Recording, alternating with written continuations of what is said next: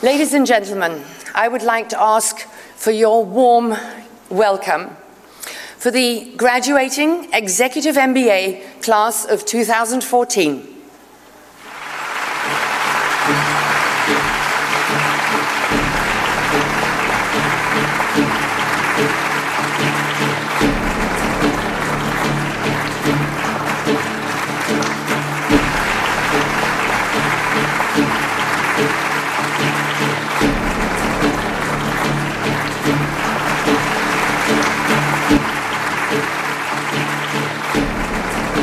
Once again, put your hands together and welcome the International Full-Time MBA and MBA MFM Dual Degree Class of 2015.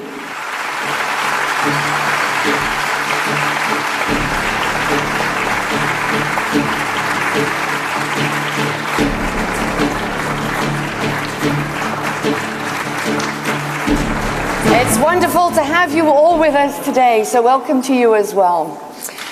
I would like to ask Dean Steve van der Velde to come up and officially open the ceremony.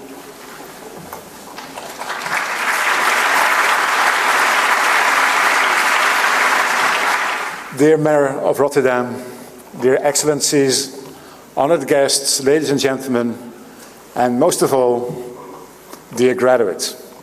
Welcome to the graduation ceremony of the RSM International Full-Time MBA and MBA MFM Dual Degree Class of 2015 and of the RSM Executive MBA Class of 2014. Let me first start by congratulating our 200 MBA and MBA graduates. Graduating is a fantastic achievement, and you got all the reasons in the world to be very, very proud of yourselves. I'm very proud of you.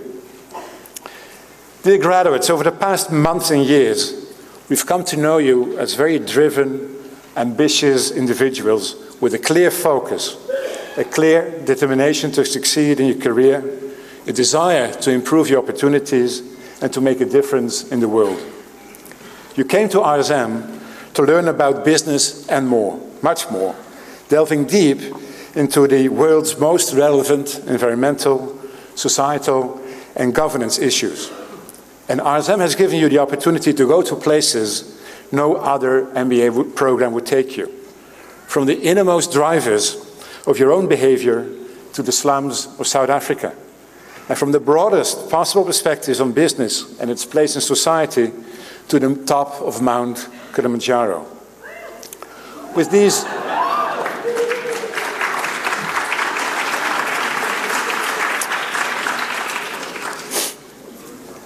With these experiences, newly acquired knowledge, capabilities and competencies, recalibrated values and attitudes, you're now fully equipped to make a difference in the world.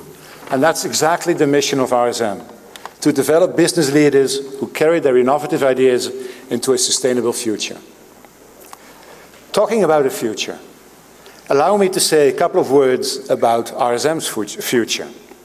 As you know, we're the #1 school in Northwest Europe and a top school in Europe as a whole. And US News Report, the most important US ranking, put us in position number 16 worldwide, a ranking we can all be very proud of. Other rankings put us equally high. To defend that position and to improve on it, to enhance the reputation of the school, we've made major changes in the school over the last 2 or 3 years. We changed the governance structure, we changed the organizational structure, we are optimizing our education portfolio, we are investing in making our research more impactful and relevant, we are investing in online and blended delivery models, and most of all, we brought in new people in key positions.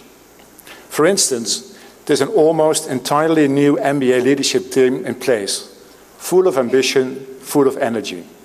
And their task is twofold.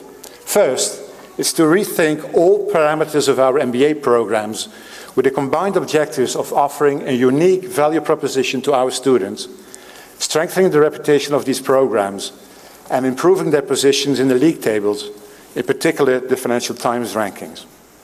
While pretty stable in the European tables, we are sliding in the global Financial Times rankings. Admittedly, much has to do with the relatively low salaries in Western Europe and in the Netherlands in particular, and a very unfavorable purchasing power parity. Yet, we believe that we can do better, much better. But I'm afraid I have to ask for your patience as far as the Financial Times rankings are concerned. Whatever changes we decide to make now, today, they won't show up in the rankings till 3 or 4 years from now. And that's simply because of the nature of these Financial Times rankings. That's the first task.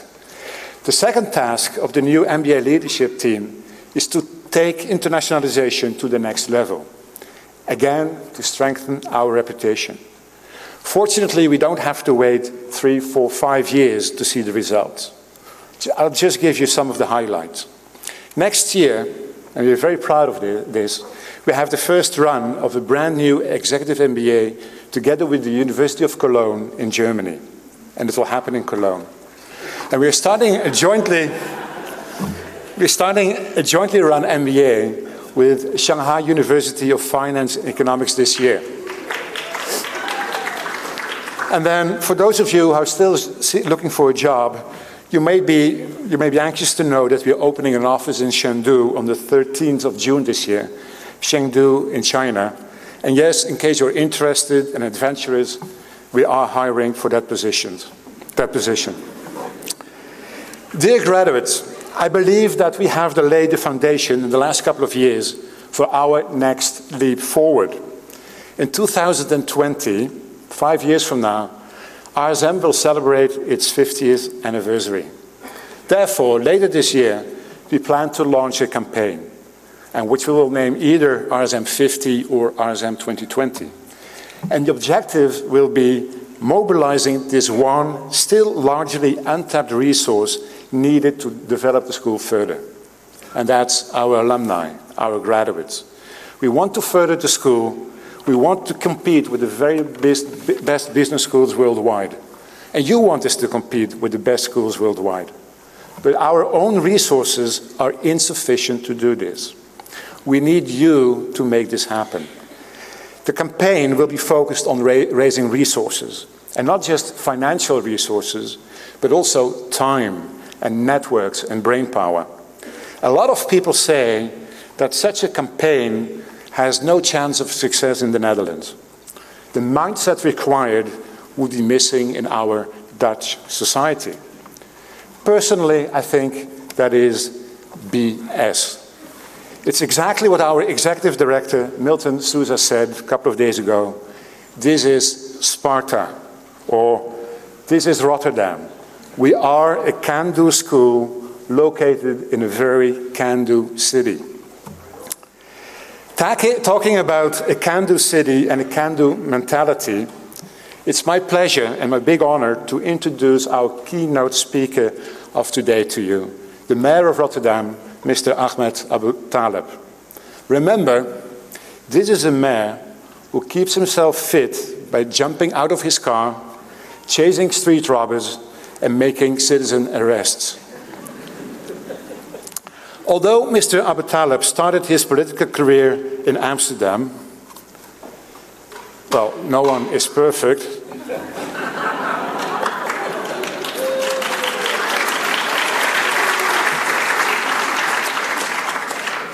He has stolen the hearts of all Rotterdammers, as shown by a poll held last year.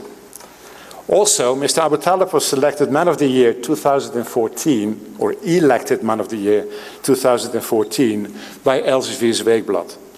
And he made an enormous impression earlier this year by his À Rotterdam, nous sommes tous Charlie Hebdo speech in January. In February,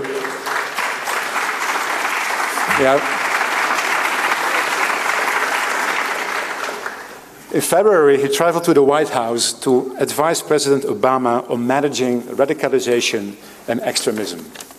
I'm also very proud to say that he's also a very esteemed member of the RSM Advisory Board. We're therefore very, very proud to have him with us today, stressing the very close and long-standing relationship between RSM and the city of Rotterdam. He will introduce the city by means of a very short movie. Mr. Mayor, the floor is yours.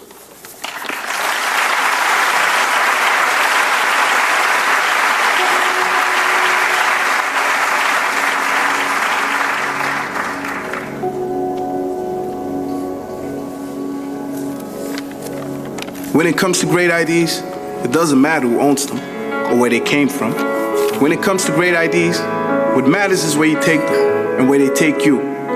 Great ideas are the product of an open mind, of people that spot the opportunity before they seek approval, of boundless ambition that remains confident when others are in doubt, of dreams and ideals that are fearless and rise to the challenge.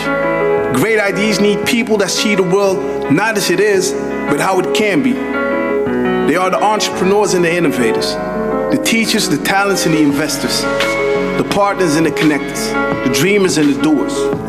They are the pioneers that make ideas truly great by taking them to the right place, a place to grow, full of possibilities, a city that is alive with energy and home to the business and people alike, a port that attracts and connects and acts as a springboard for those who are ready to conquer the world.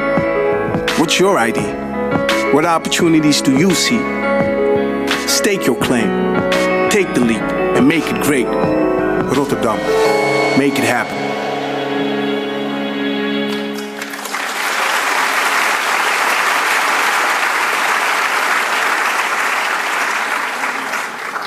Ladies and gentlemen, good afternoon.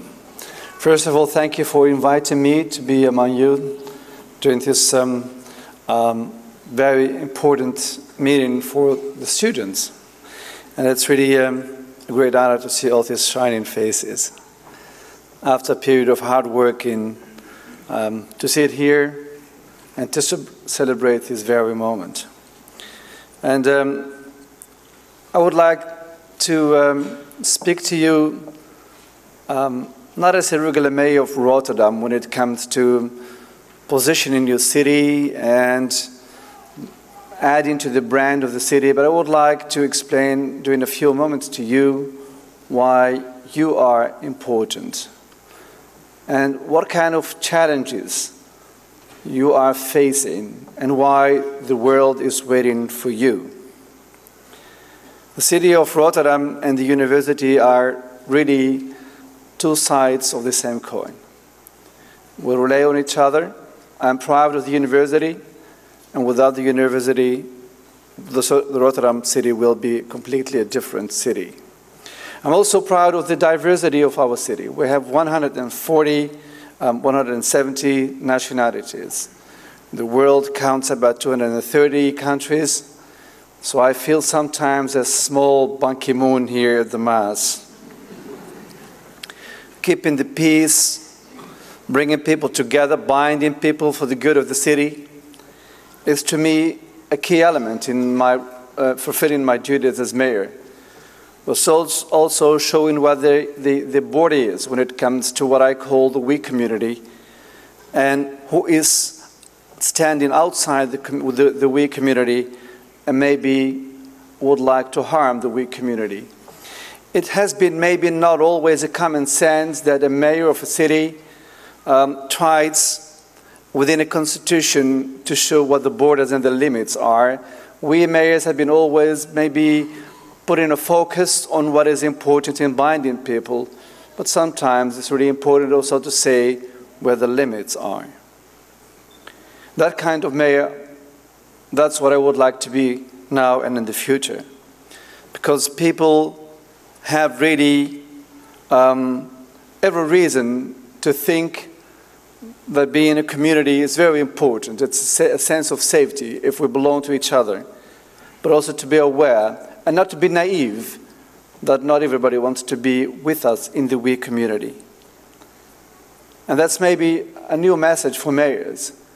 But if there is a government layer where people need to feel safe, that's the local level and not the federal or the national levels. It's the local level, on the level of the neighborhoods, that people deserve to feel safe and free. And managing a city with such a diversity is also very important to stress the importance of freedoms. Without a notion of freedom, it's not important, it's not easy to create space for all beliefs, for all religions, for all cultures. And there is not a majority that can apply its will for the other ones in this society. Really important that there is freedom in our societies based on democratic principles. And again, in the past, that was a message for the leaders of political parties and for all the others involved in higher levels of government. And nowadays, it's maybe a new element that mayors need to be in charge discussing those issues. Because in our streets and in our neighborhoods, it's there where we feel it when there is lack of freedom.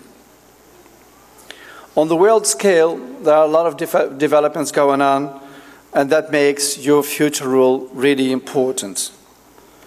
When I travel in the world, and recently I was in Asia, and tomorrow I'm traveling to the Middle East, unfortunately in an area where the war is now going on.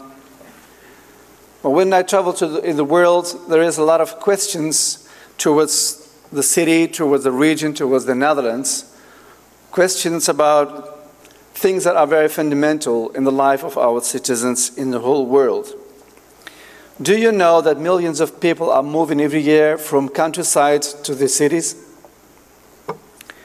Do you know that the size of a number of cities in the world is now reaching a level that is reasonable to put question on the table? To what degree is a city still manageable? 10 million people, 15 million people, 20 million people? To what degree is a city still manageable from one central system, the mayor and or maybe the governor and a number of people in the city government? What does that mean for water? What does that mean for food distribution? If millions of people every year are moving from the countryside to the cities, then the conclusion could be that the number of people producing our food will decline. And how is it possible to feed the world if millions of people every year are moving to cities? What does that mean for distribution of food? What does that mean for quality of food? And if at the same time the wealth in the world is increasing, and still a lot of people in the world are living on 1 meal a day with less than $1 a day, when the wealth of these people will grow, the first thing they will do is buy in a second meal. So in these regions, the food production and the food needed to feed these people will double. Who's going to grow that? Where?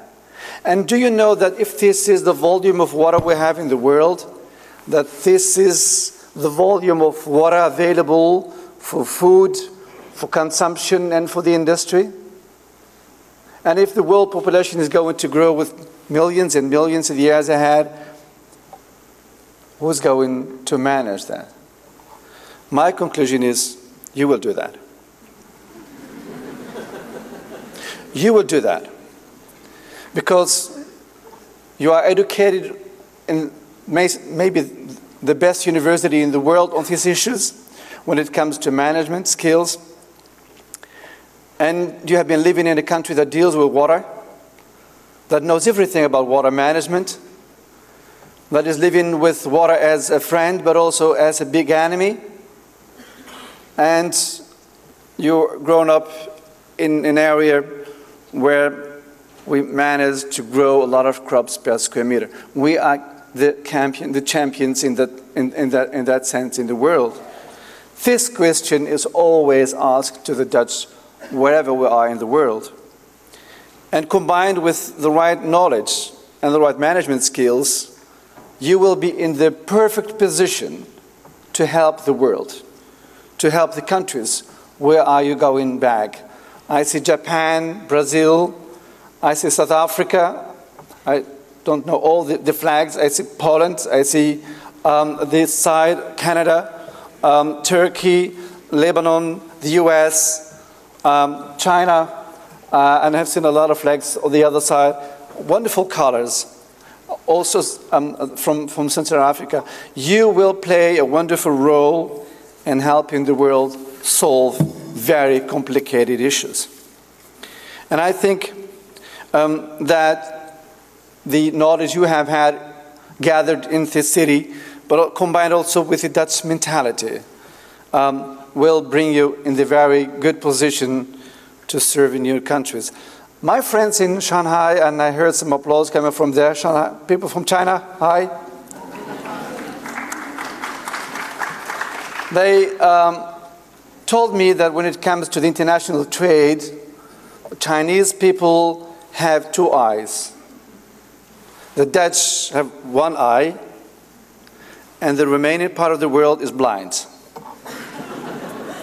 So friends from other parts of the world, keep an eye on China, open your eyes, and learn from that mentality.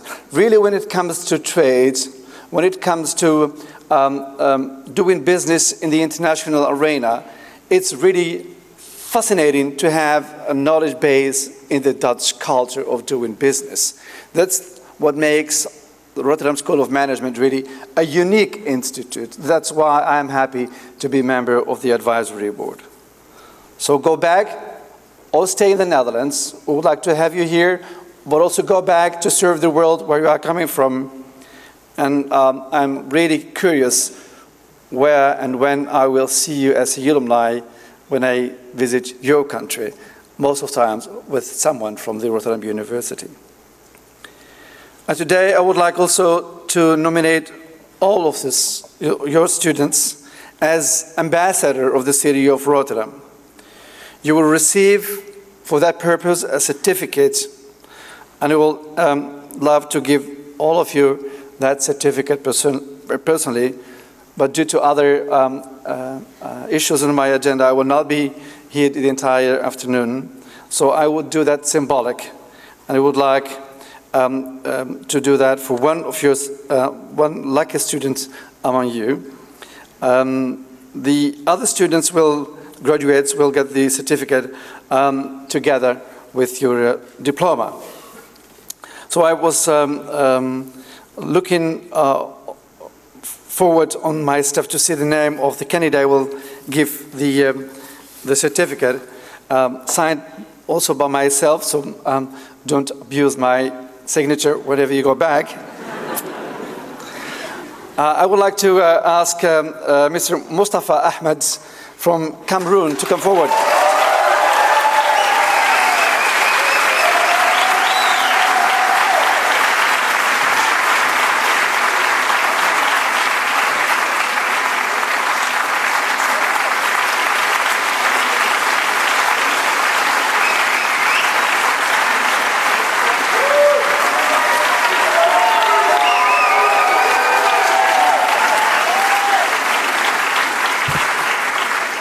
So, dear graduates, go and serve the world.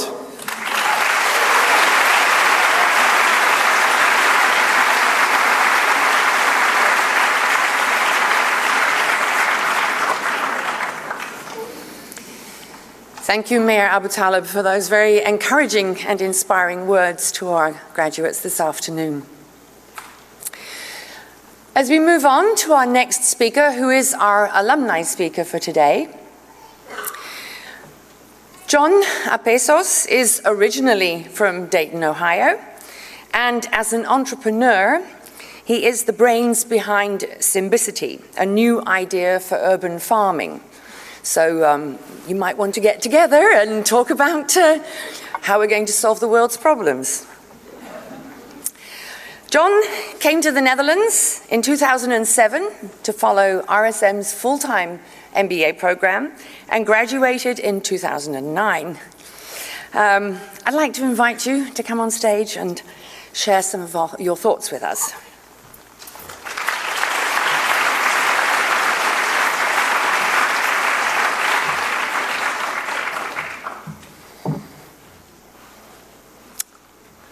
One second.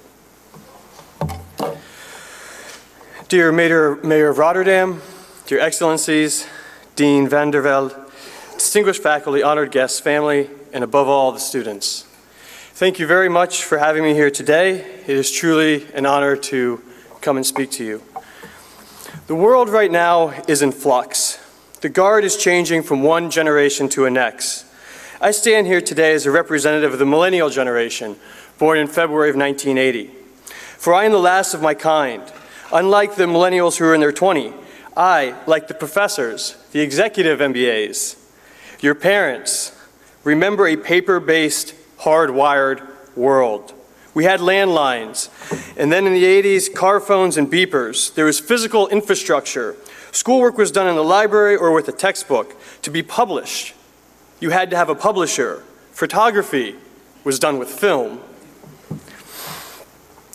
The photos that I have from my youth, they are real, they're physical, they're in a box, they're in Ohio.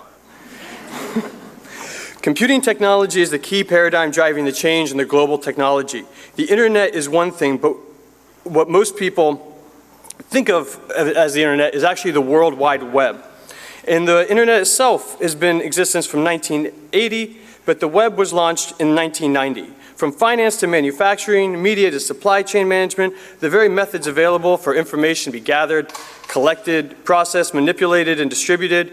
This is on a level of change in orders of magnitude that have not been experienced since Gutenberg's press and the beginning of the modern era.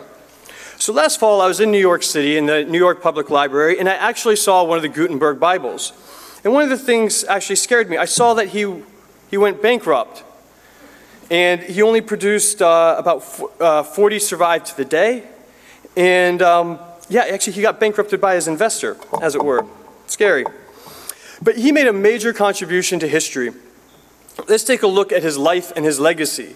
This technology would drive the modern period, making the Renaissance, the Protestant Reformation, the Age of Enlightenment, the scientific revolution, and laid the material base for the knowledge-based economy. In fact, these degrees can date back to Gutenberg.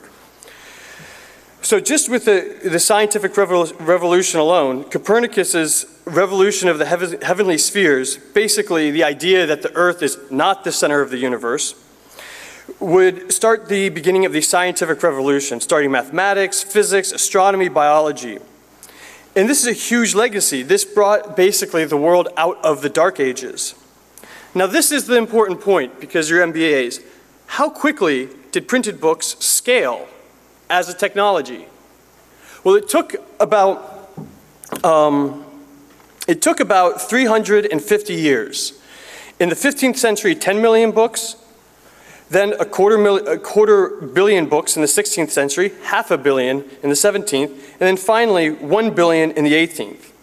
And why does this matter? Because you're MBAs. MBAs always want to know how long it takes to get to a billion of something.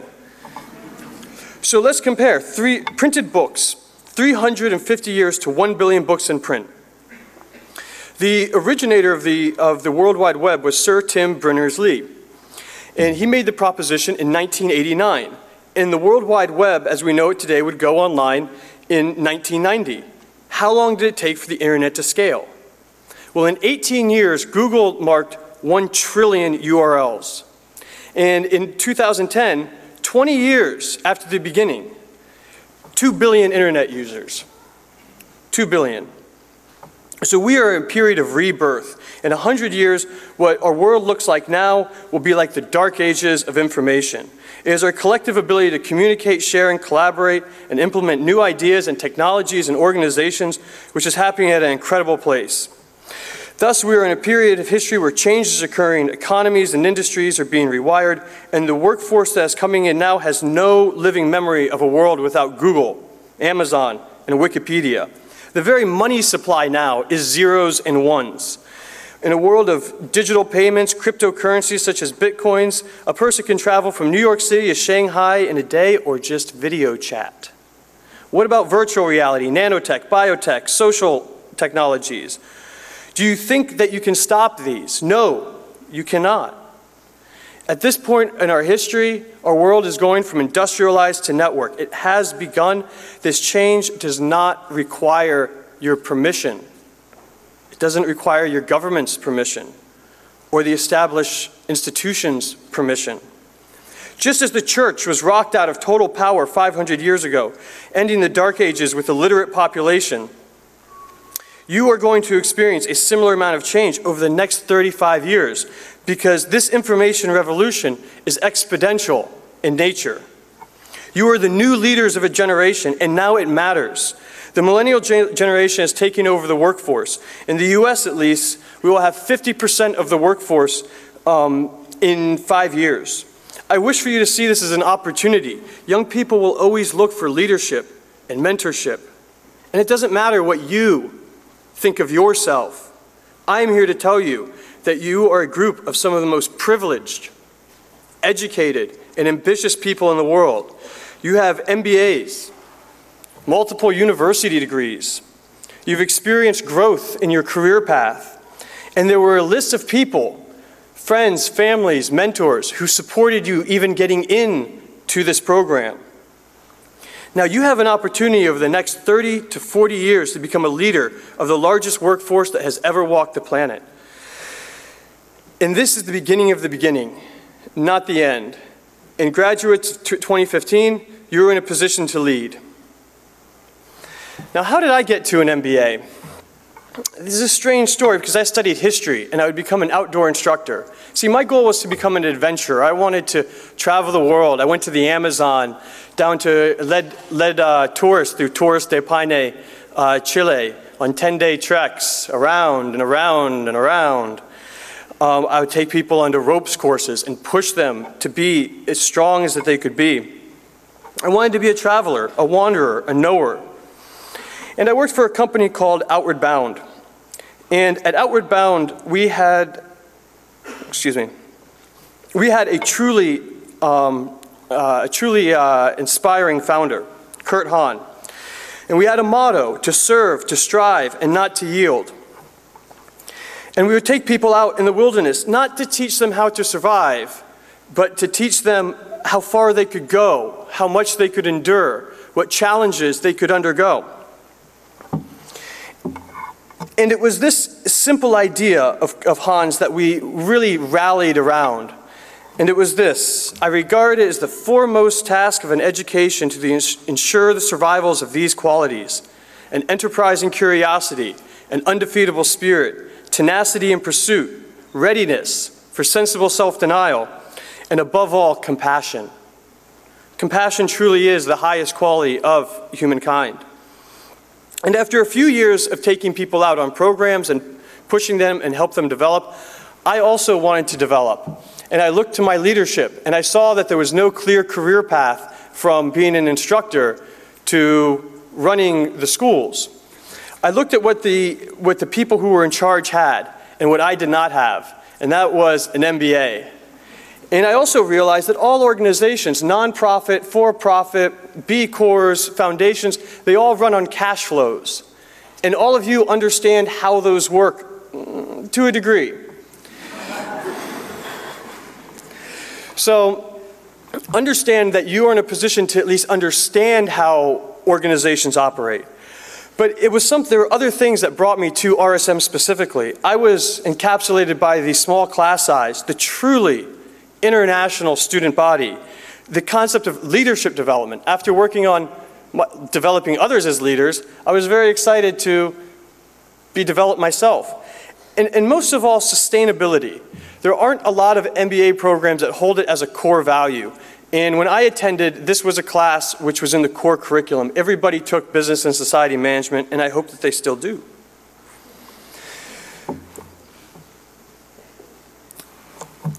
But it was really there was one question which was asked to me during the MBA, which I want to pose to all of you. And it was proposed by my strategy professor, and he asked us, you need to decide who you are before you get started. Are you the fighting general? Are you a person who likes large organizations, structure, going step by step, moving with a group of 10,000? Or are you the artist? Do you like to take out a piece of paper and create with a small team? Are you driven to create something of value, something useful, something for others to enjoy and utilize? And then he said something that about these two paths. If you want to go into large organizations and lead them, that's about a 10-year path to getting what he said paid. And if you want to become an artist, it's a 15-year path.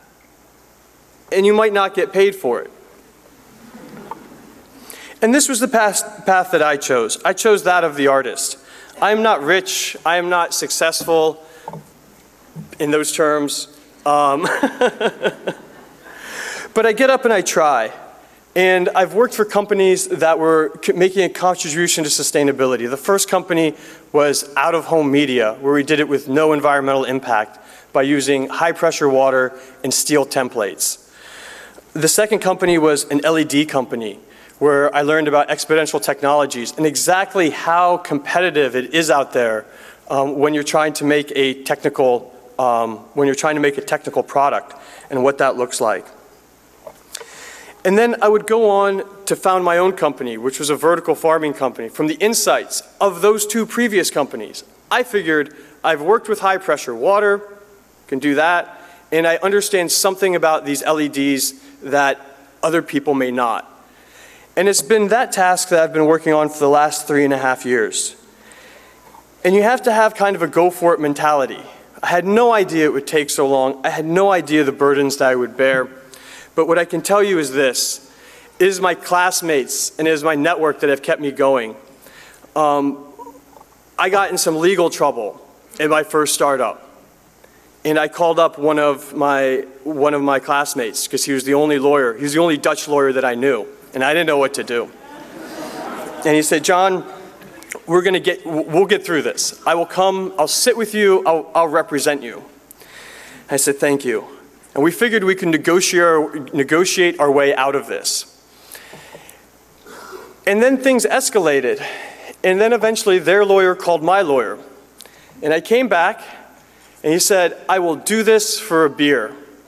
He's like, "These guys are jerks. I've never been yelled at by another attorney." And 3 months later, when they took me to court, we would drop down a 120-page legal brief to their 4-page legal brief. And we would win. And at the same time, while my friend helped me survive, I didn't necessarily feel like a winner. Because you don't want to get into conflict, and you don't want to get into conflicts with other people, but at the same time, there are times when you do need to stand your own ground. And what I want to tell you is look to your left, look to your right, look to your network when you get into trouble, and there will probably be somebody there for you. Now these days I'm in a different position, and right now I'm in a bid for 1.5 million euros to build a vertical farm up in Amsterdam. And we'll see how that goes at the end of the month. I really was hoping I'd be able to tell you what a winner I am by coming in here and announcing this successful funding bid. But I'm going to tell you something far more important. It's one of my classmates who's been helping with one of the financial models.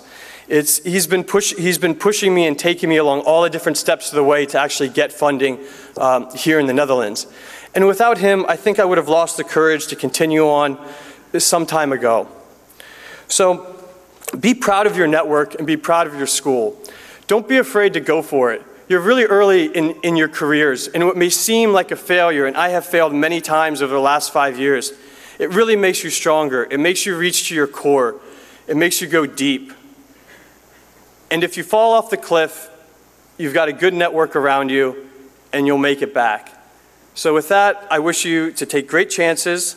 I wish you to fail forward, fail fast, and help out your fellow students. Thank you.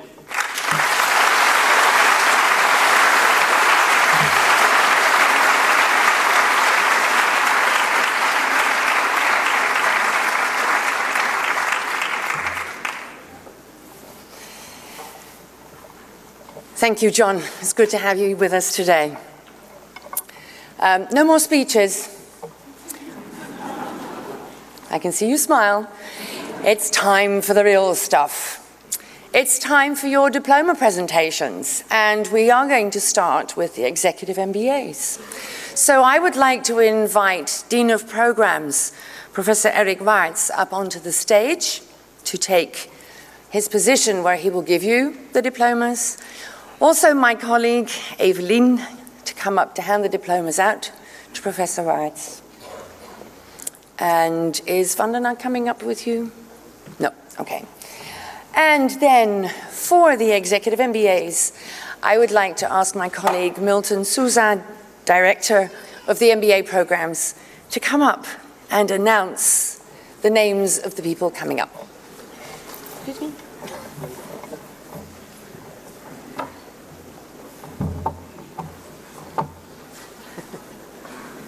You look taller now. Thank you for the stand. It was very good for you. Oh.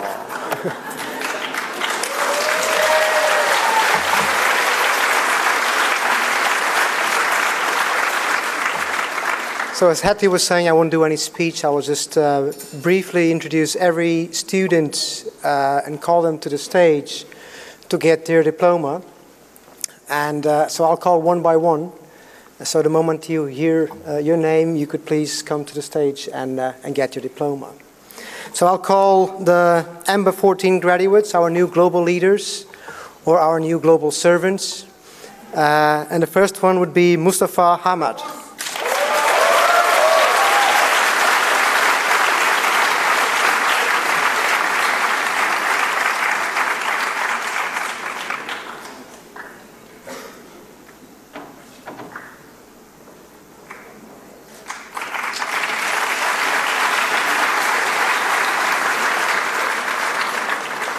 We would have now Astrid Altene de Nijs, but she's not here today. In any case, an applause for her, because she's also graduating.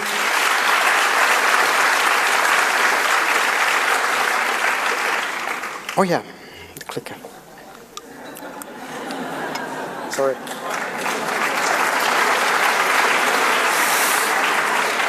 We'd like to call now Muhammad Amin.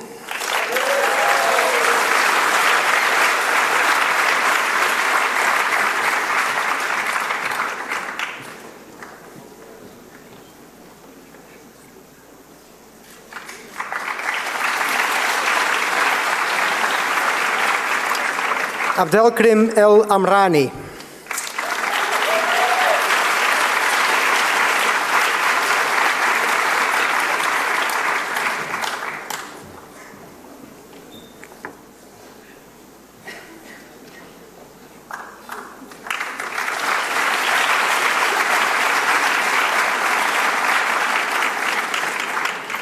Shobit Arora.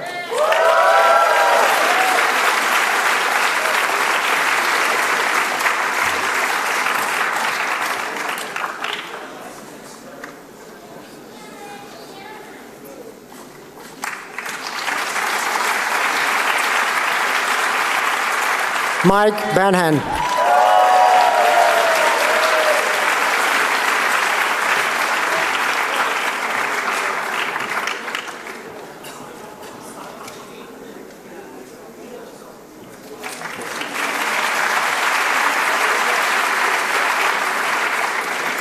Alexei Baran.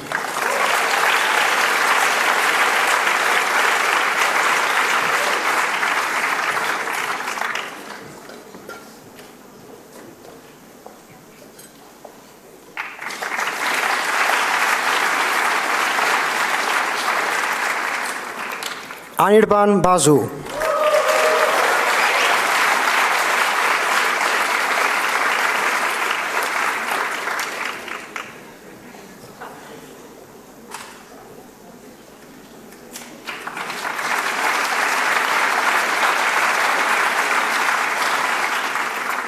Manish Batra.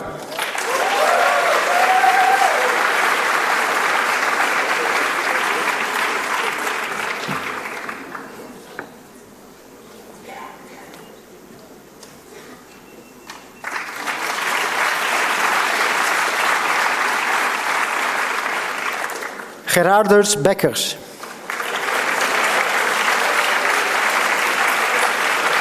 Almost there.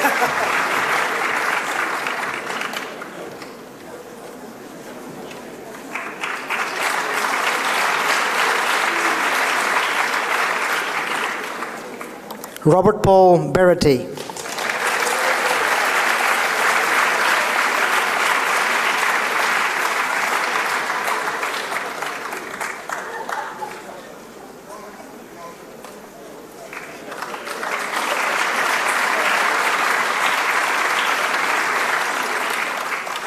Jeroen Bouwman.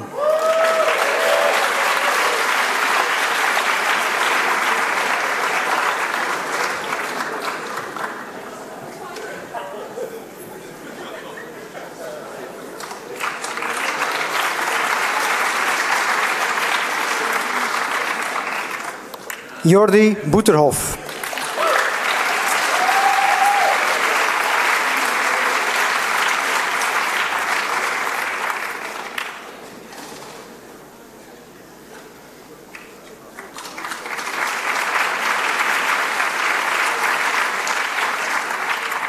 Semra Sapar.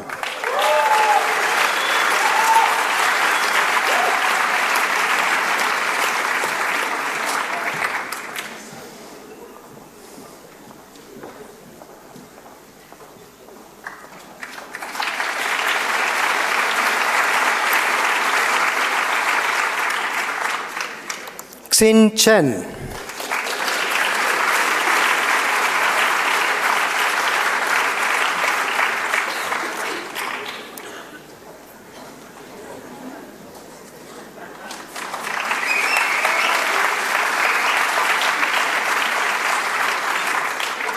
Angelica Cecilia.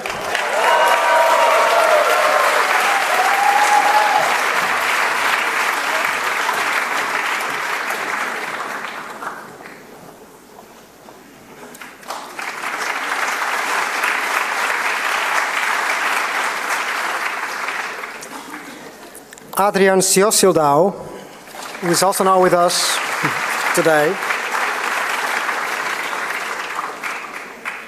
Federica Copini.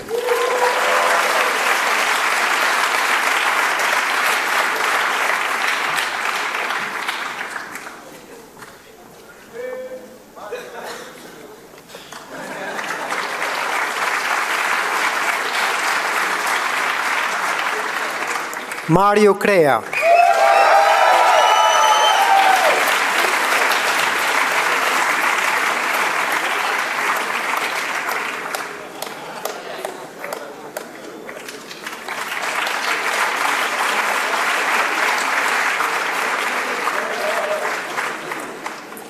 Miriam Davidson.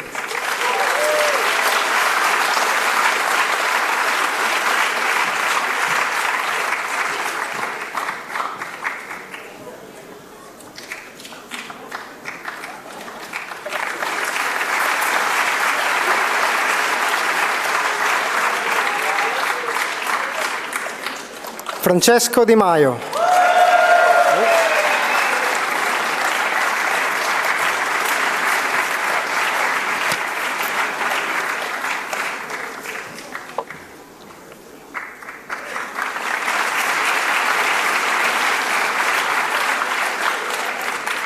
Nikolaos Dimitroulakis.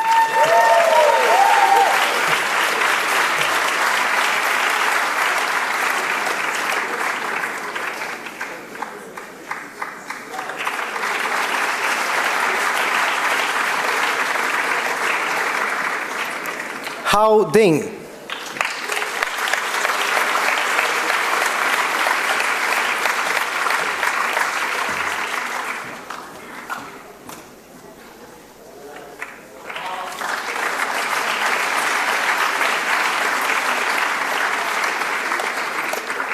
Erwin Dumai.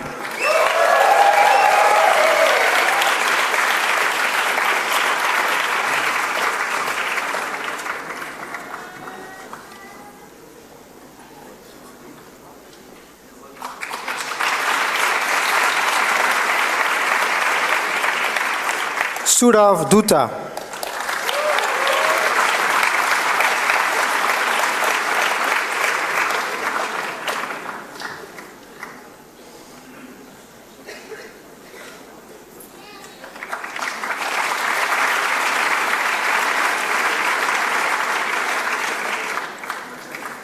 Richard Egg.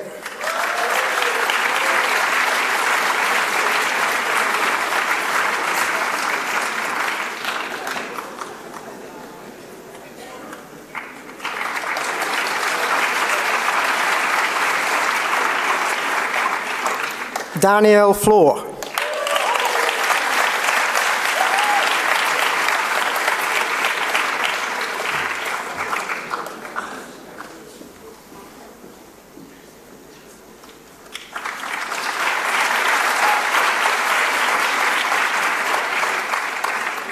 Aart Geurtsen.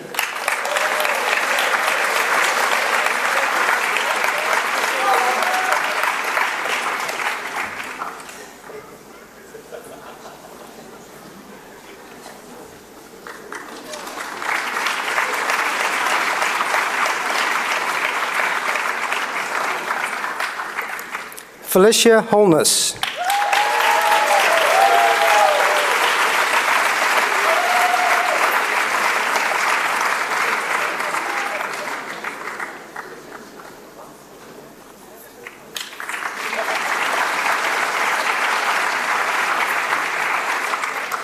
Sebastian Horvat.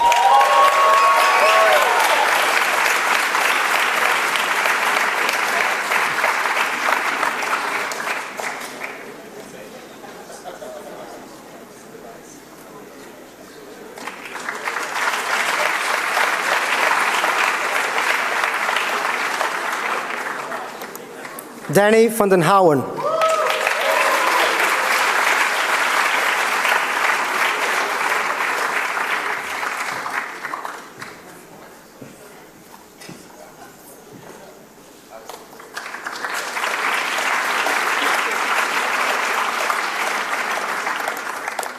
Chiaven Wang.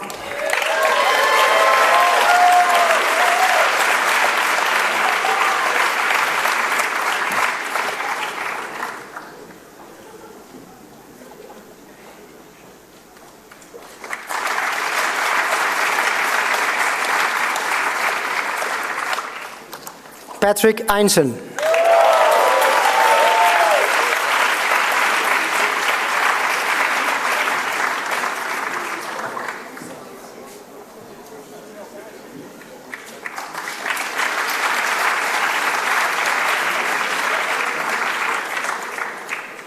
Heike Isono.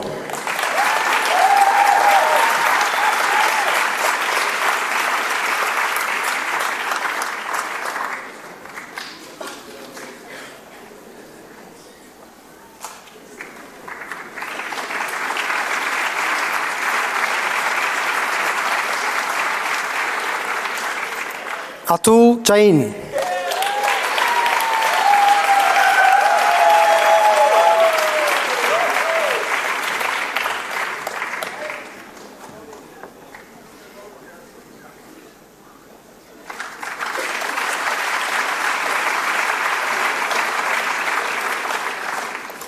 Kaustup Jaiswal.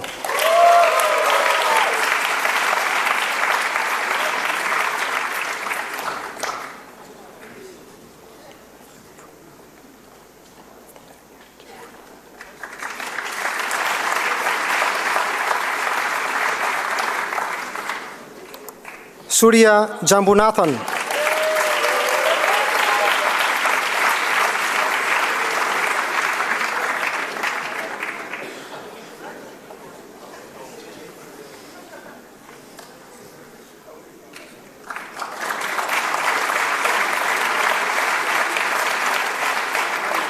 Dragan Jovanov.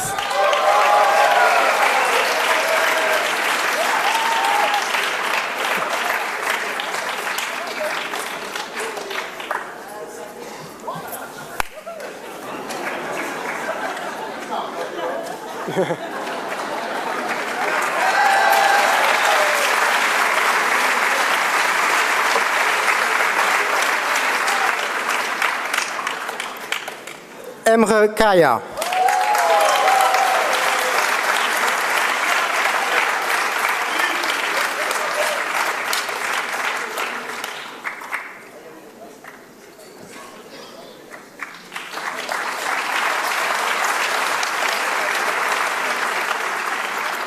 Kamal Kandelwal.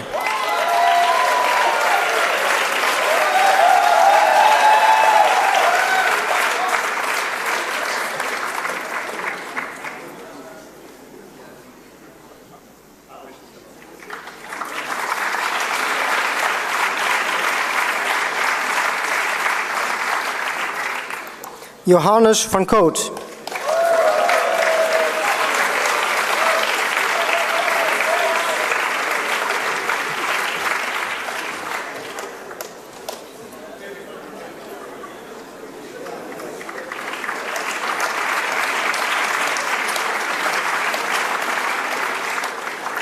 Yuri Kostenko.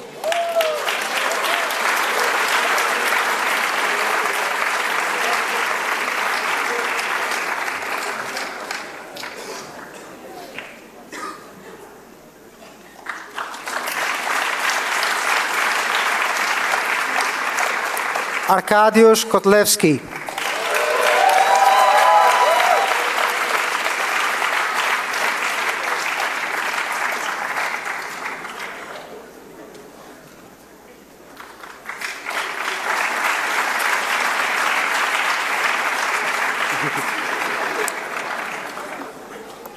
Tobias Grinner.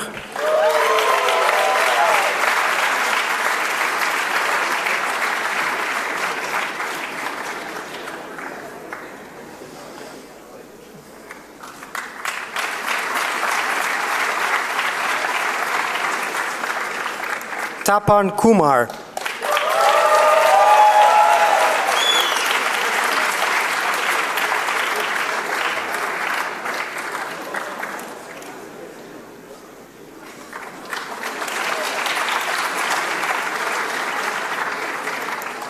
Kiran Manikurian.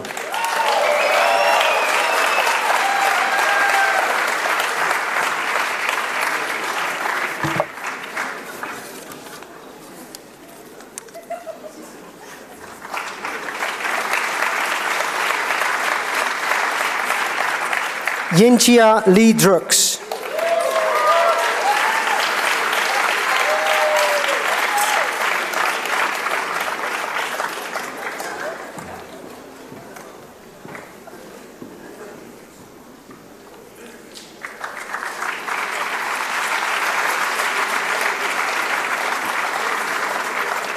Roberta De Laurentiis.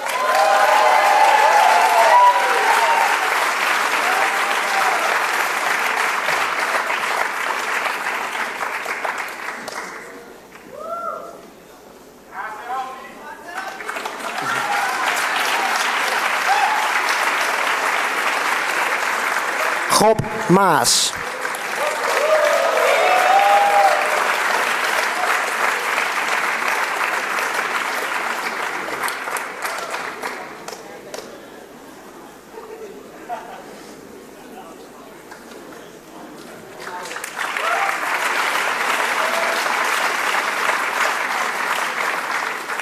Martin Meyer.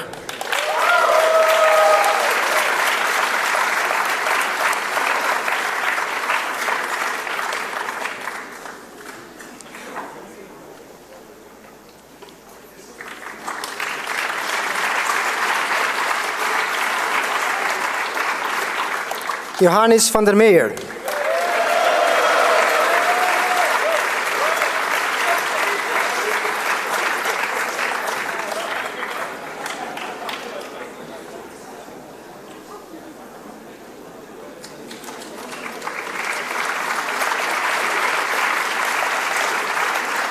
Luís Felipe de Melo Curado.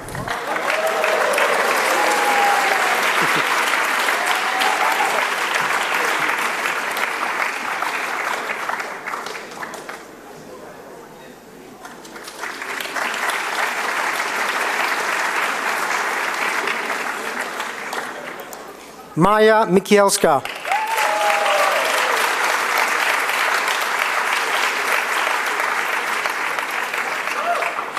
Thank you.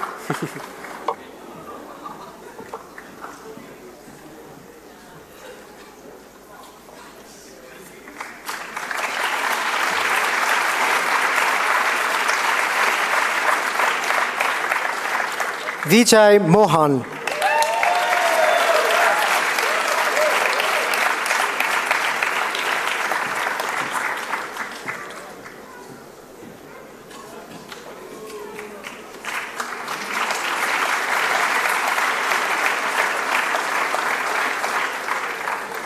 Cyril Moutot.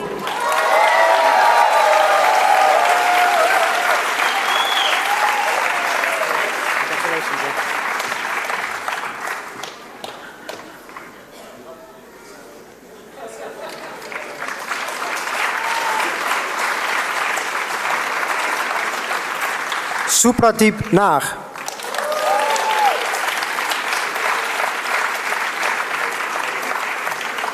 Congratulations.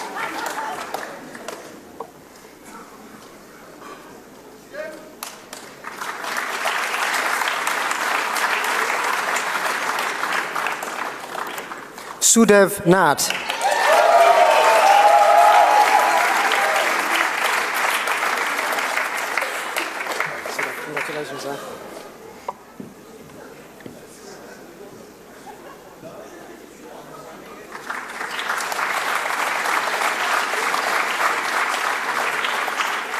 Thomas Oostwal.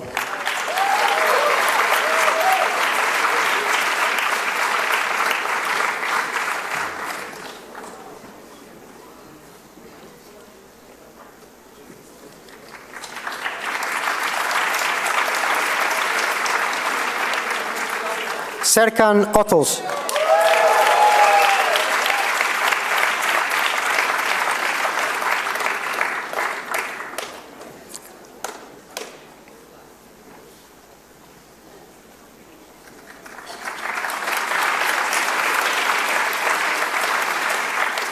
Kaustup Padie.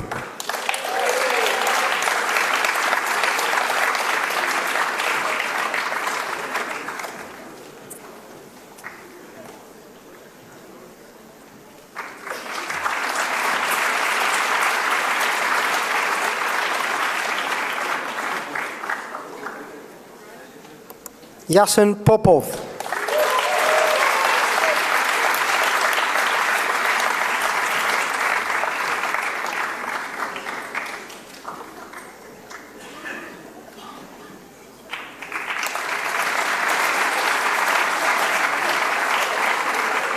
Steven de Prekel.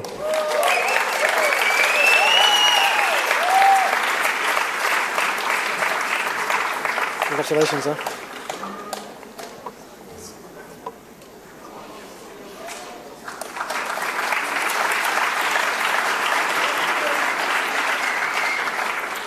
Marco Prette.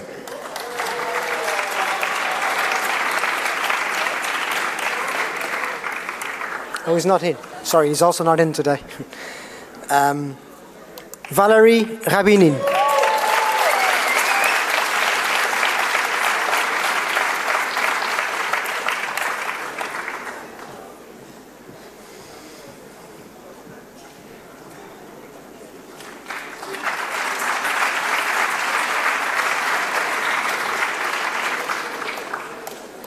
Astrid Rienaker.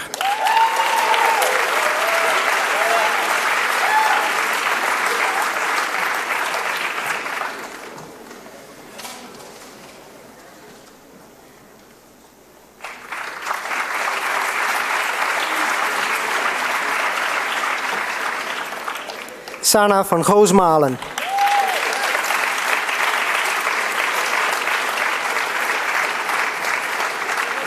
Congratulations.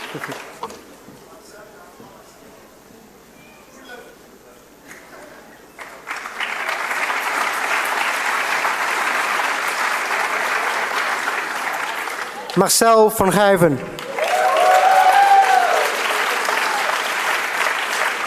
Congratulations.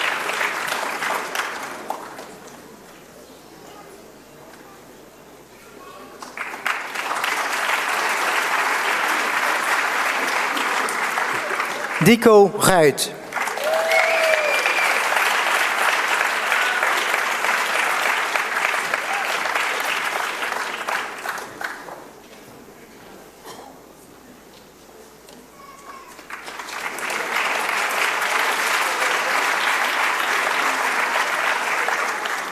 Leonard Schokker.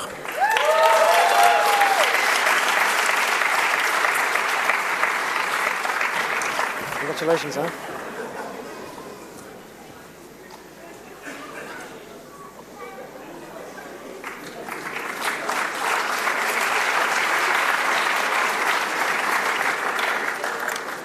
Mauritius Scheurs.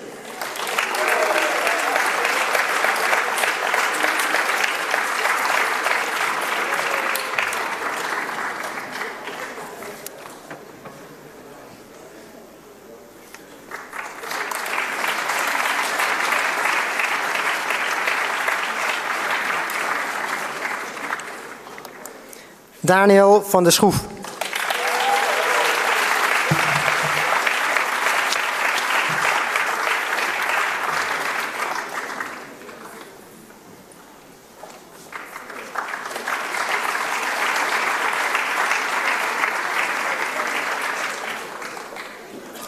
Gombout Sigmund.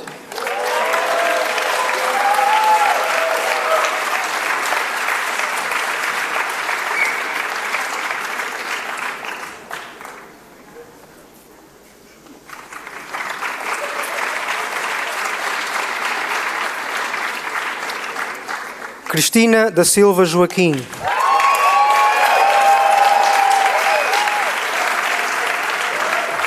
Parabéns, hè.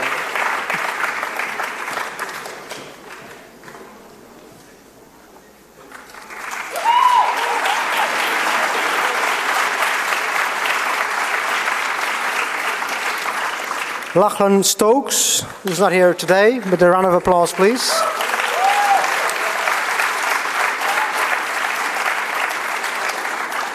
Meindert Sturm.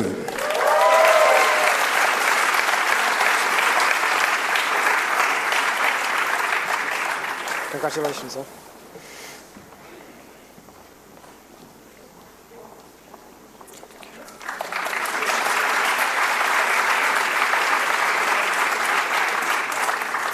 Prashant Tapkirwala.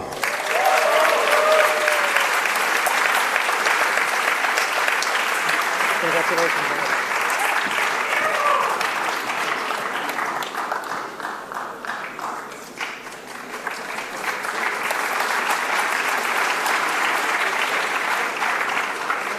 Jordânia Valentim.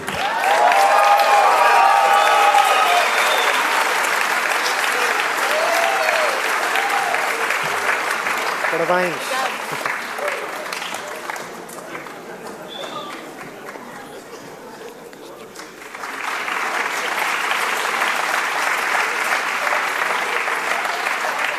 Borja Varela Castro.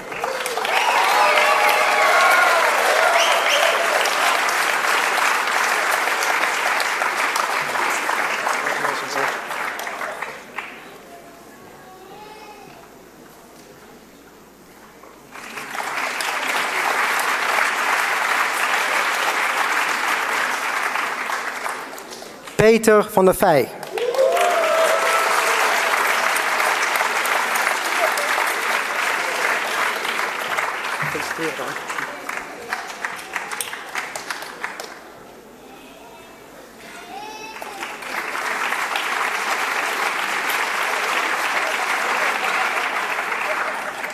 Harry Volapu.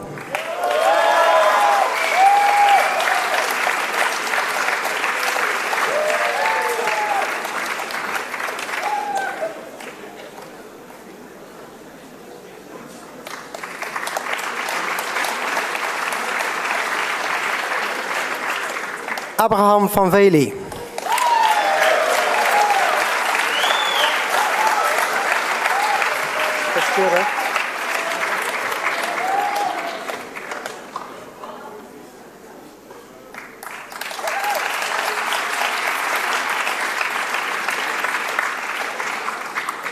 Rudolf Machiel Wessels.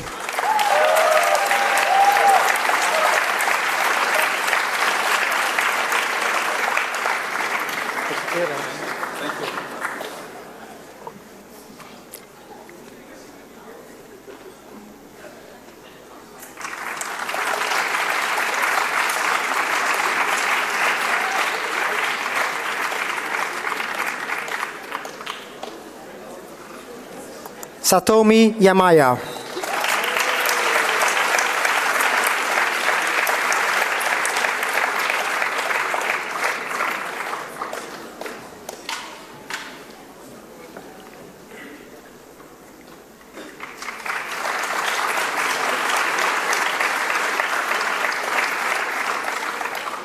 Hui Bai Yi, who's not with us today, but please a round of applause. Andreas Zeitelhofer.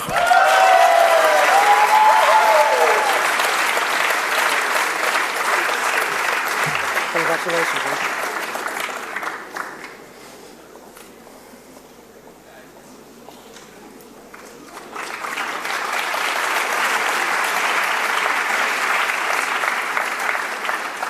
And finally, and surely not least, Cedric Didio. He's not coming. Who's apparently not here as well. But please a round of applause for him as well.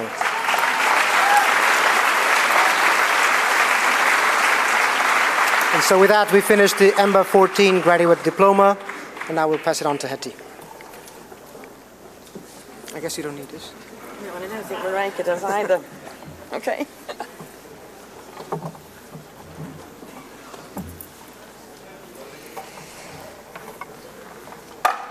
So how does that feel?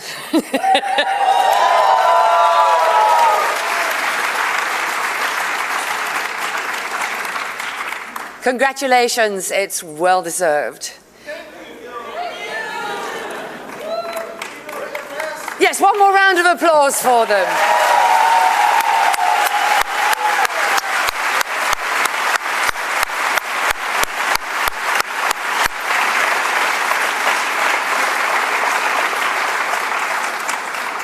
I'm going to ask you to sit quietly for a little while and turn my attention to a group of people over there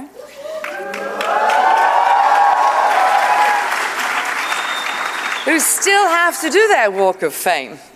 And I'd like to ask my colleague Marijke Luijendijk-Steenkamp to come up and welcome the international full-time MBA students onto the stage.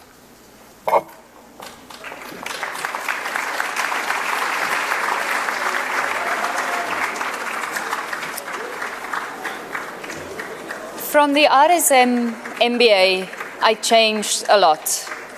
I got to know more about myself and what I really want. The course helped me to find opportunities and make the most of it. I feel like I'm becoming a happier person because now I'm not only dreaming, but also realizing my dreams. In order to make wonderful memories, I've come to realize we need to have courage. That's what I learned from this journey. These are the words of one of our graduates standing here today in an email that he wrote to me this week. And for me, this summarizes perfectly why we do what we do and why we love our jobs at RSM. We're here today to celebrate the academic achievements of our graduates, but really, more importantly, to also celebrate the journeys and the transformation they went through and the immense courage it took from each and every one of them. So it is my great honor and pleasure to introduce the graduating international full-time MBA 15 class to you.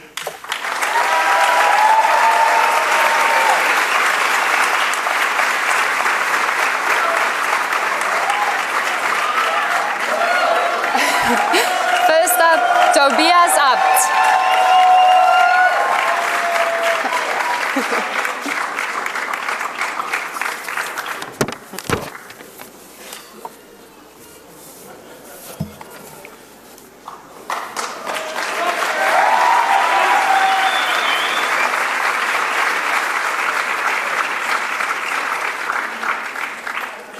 Juanita Aqua.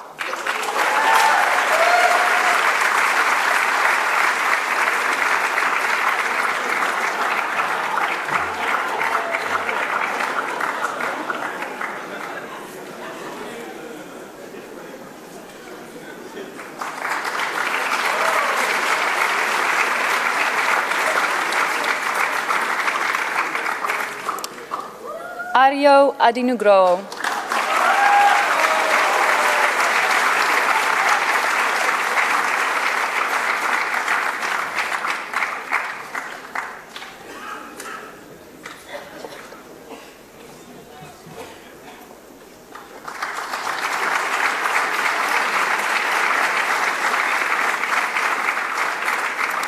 So Jin An.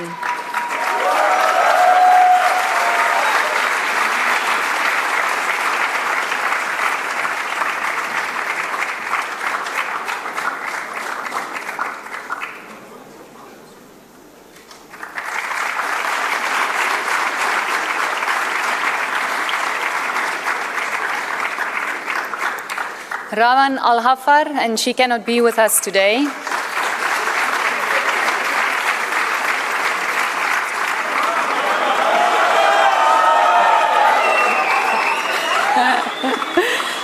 Nambi Ambalatudavar.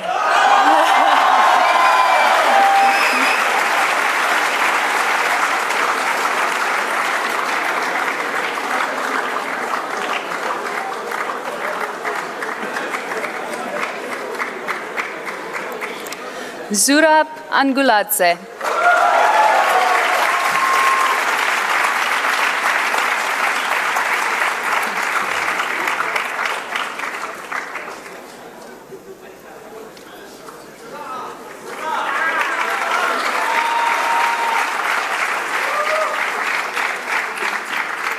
Alberto Arakaki Miyashiro.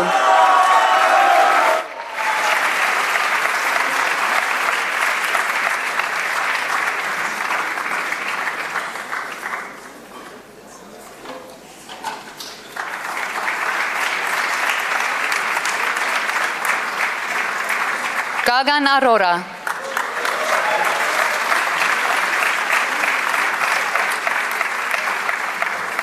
Thank you.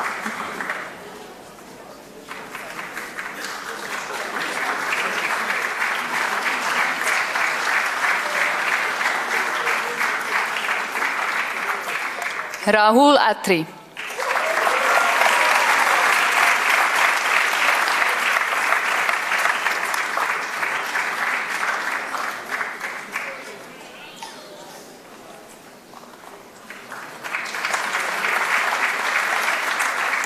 Sang Jun Beck. And Sang Jun is not here today. Next we have Sunal Bafna.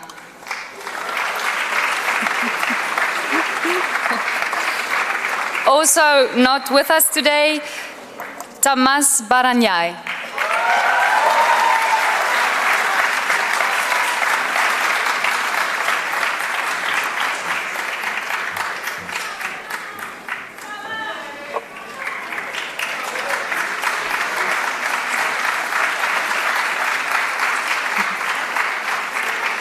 David Belderey.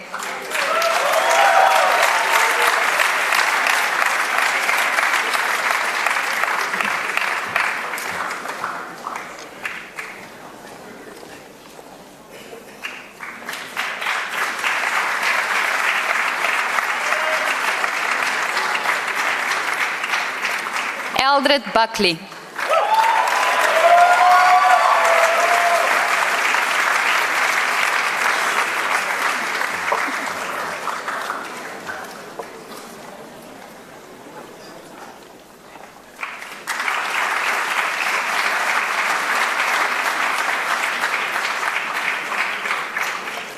Sridhar Srivatsan Chakram.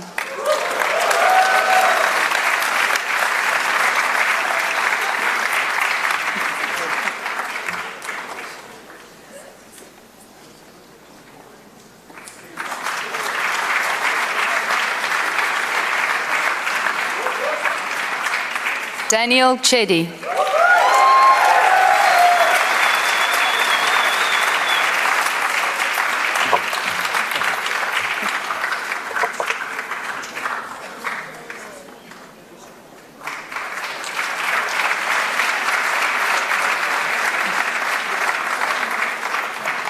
Yi Yao Chen.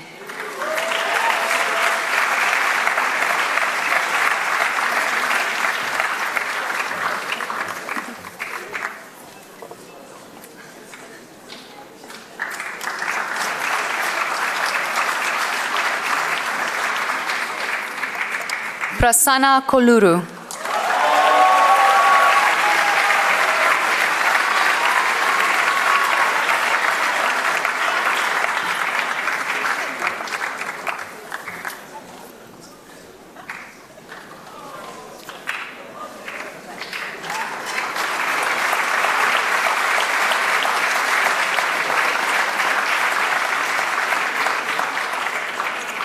Alexander Corneglio.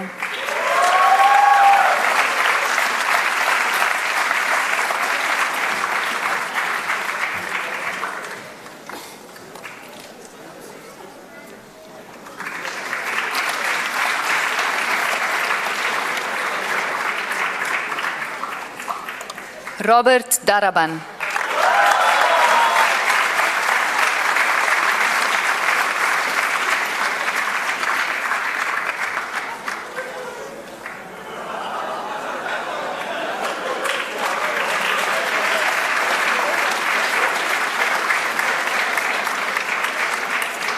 Dylan de Costa.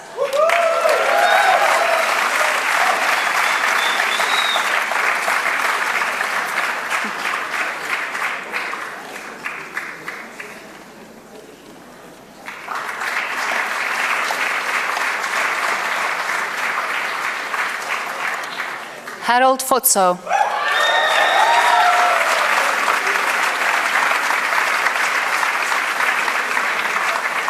Just in time.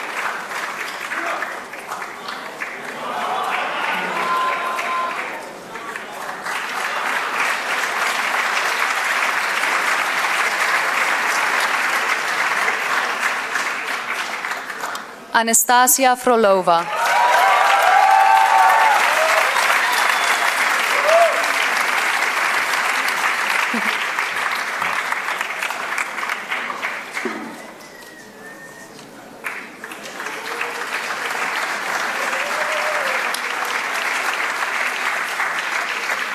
Carlos Gonzalez.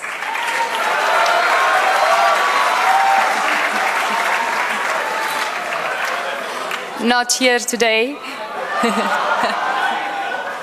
Oh, not in line, it seems. Masanori Goto. Oh.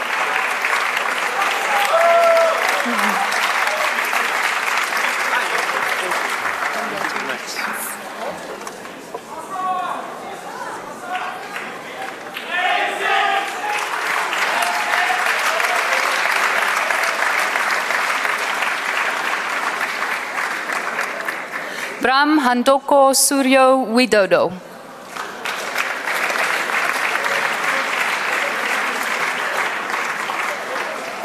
Next we have Marika Heikens.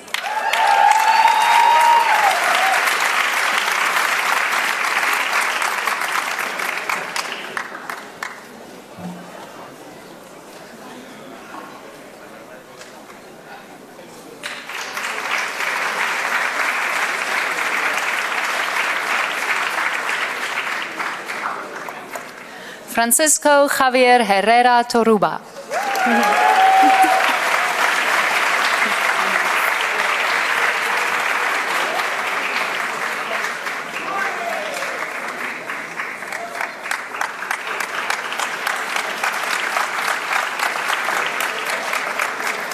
Vandana Hirasingh.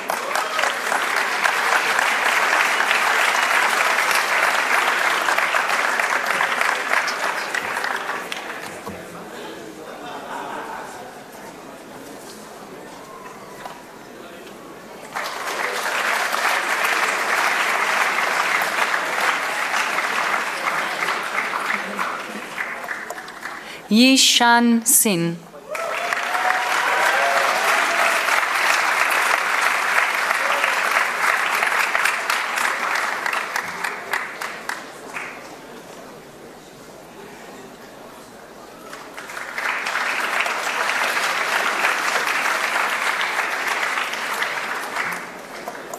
Zhu Hu.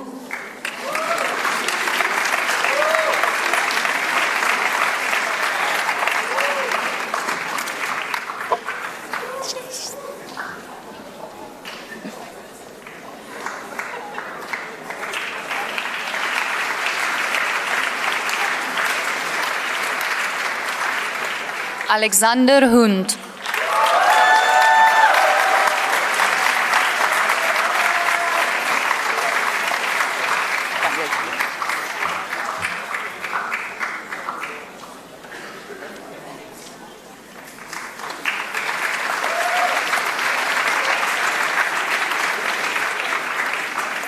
Maria Esguerro Blumen.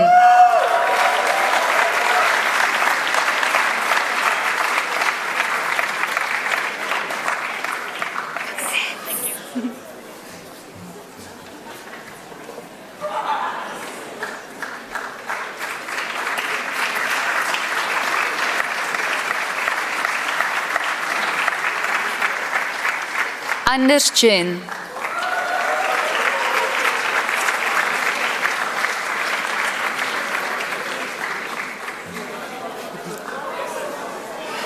I know he's here, he might be lining up later. Oh, Anders Chin.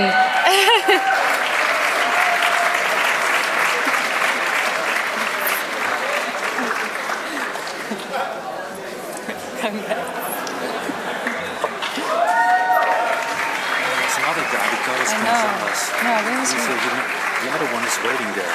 Which one? Carlos. The other Carlos is waiting there. Yeah. Hold on, the way. Tomo Kamata.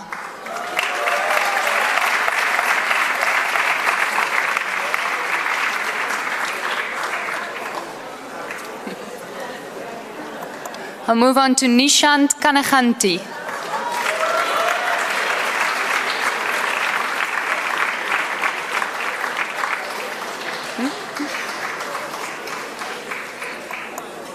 We now have Nishant Kanakhanti.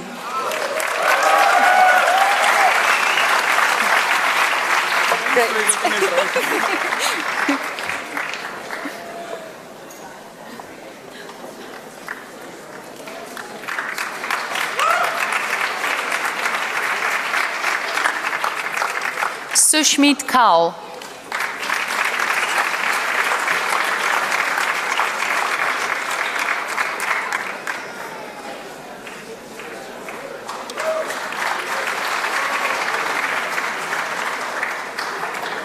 Arjun Kesapan Nair.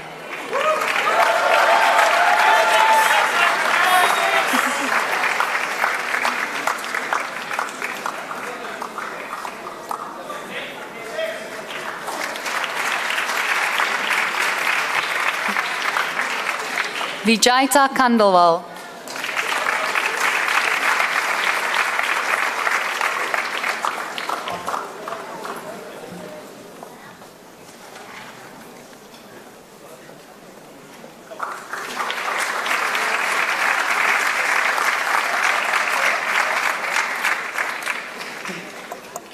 Sejong Kim.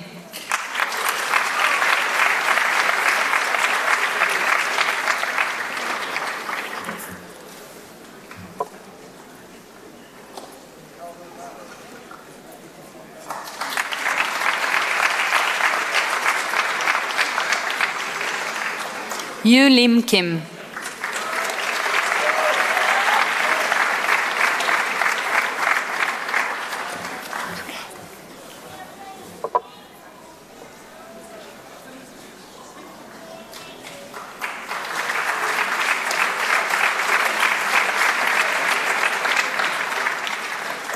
Shishir Kunta.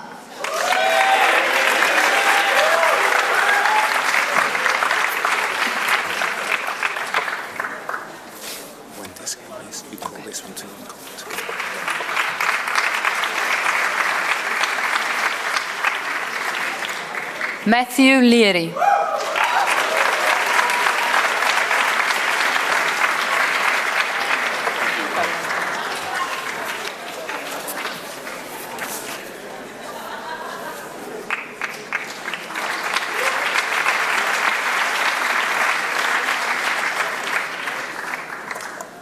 Yin Suk Lee is not here today.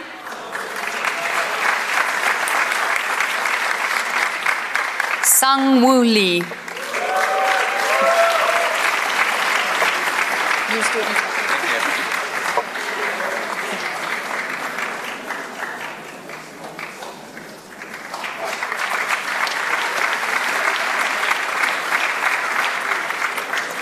Jan Lepperton.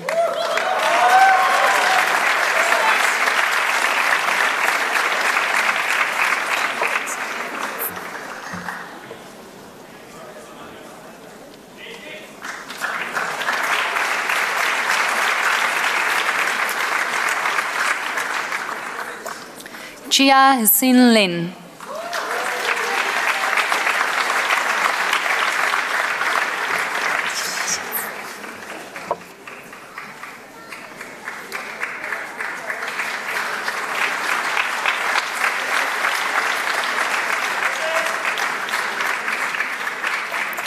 Shan Lin.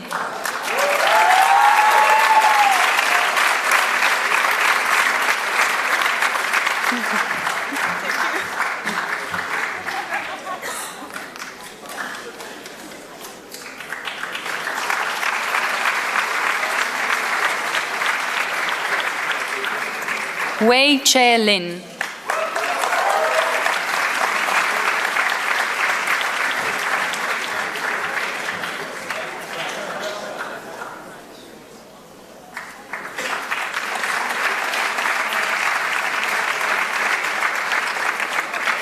Katie Liu.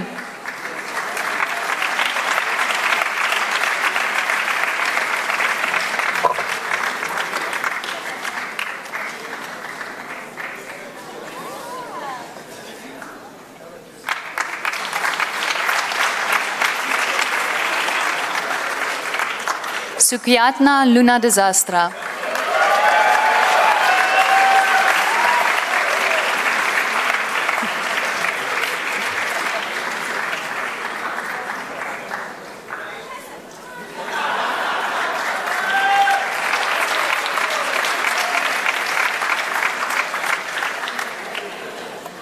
Filippo Luca.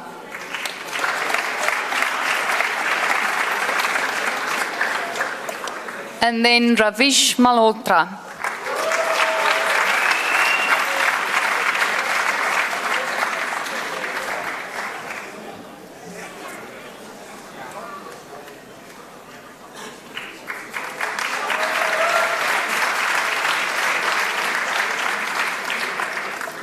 Julien Marmouguet.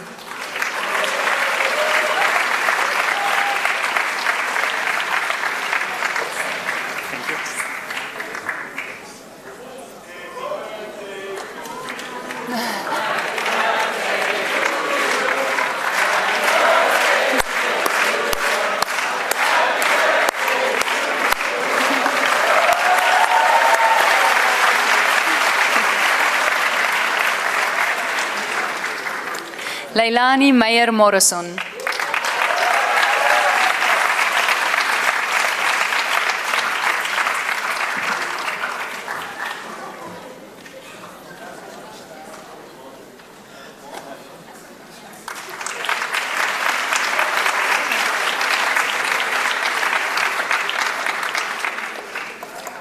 Vladislav Merslikin.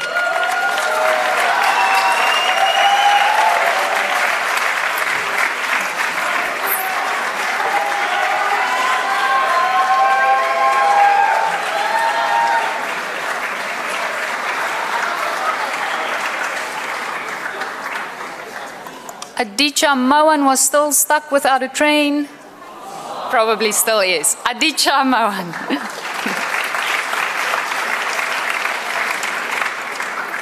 Jayoti Mutneya.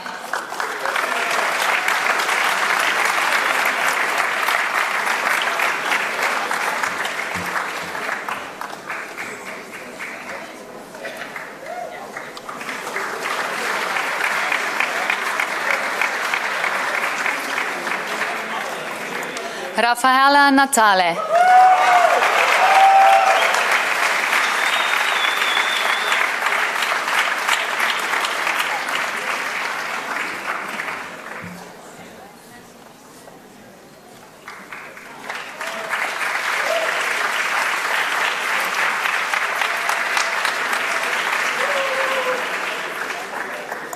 Eureka Nitze.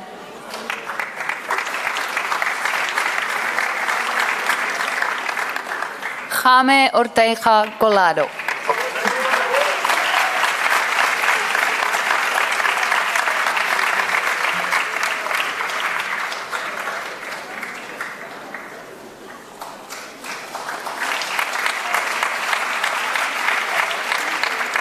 Piran Patel.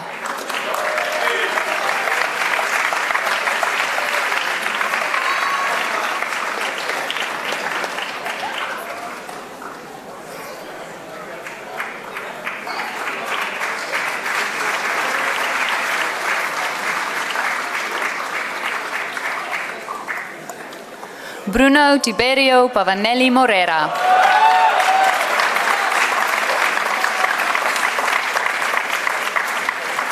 Thank you very much. Thank you now.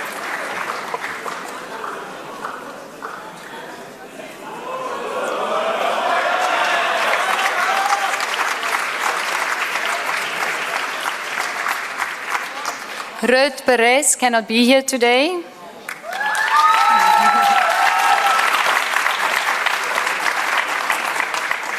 Antonio Pradas.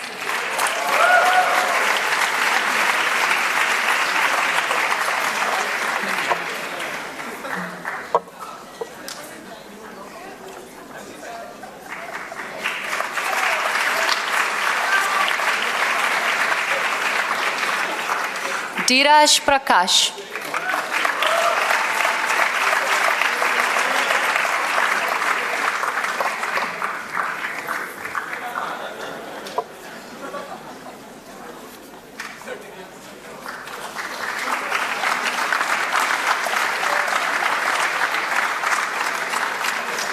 Giuseppe Puglisi.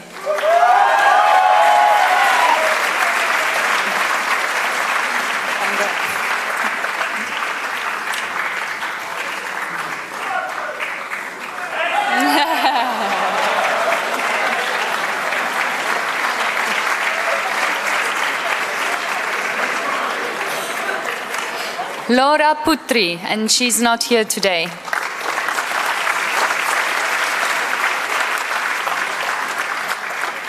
Supreet Rai.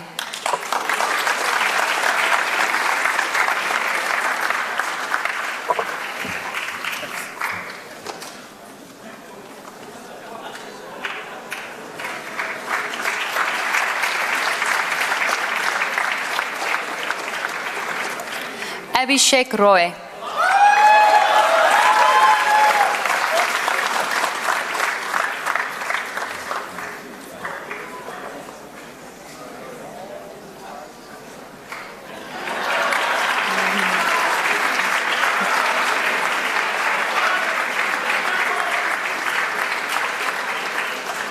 Vibhor Sahai.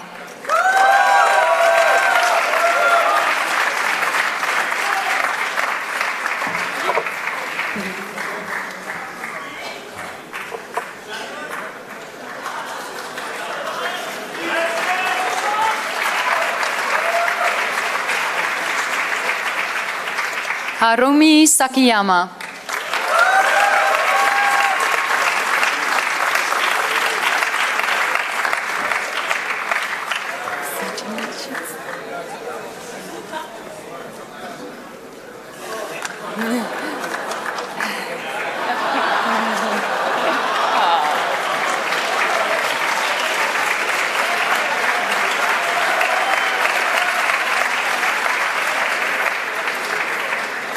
Amandine Samkalves.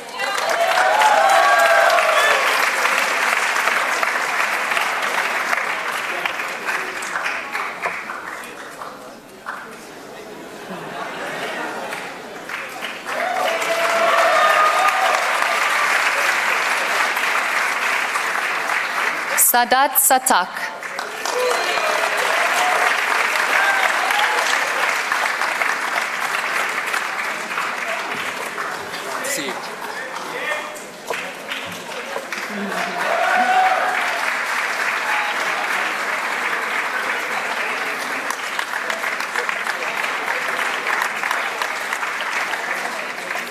Peter Savativ. Not here today. Brigitte Schneeberger.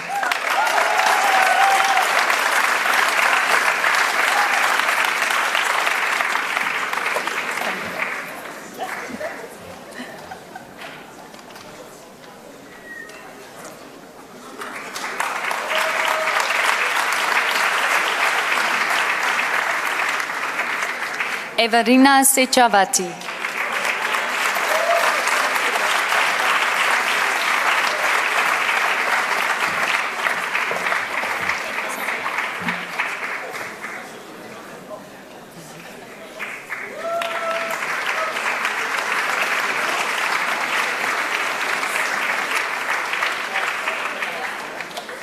Rahul Shankar.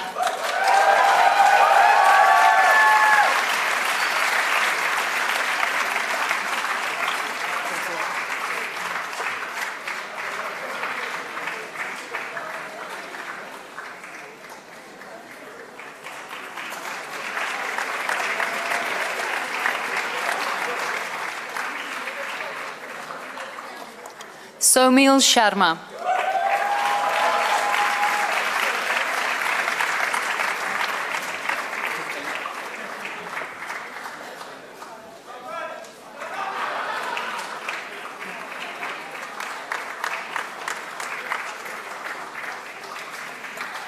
Gayatri Shetty.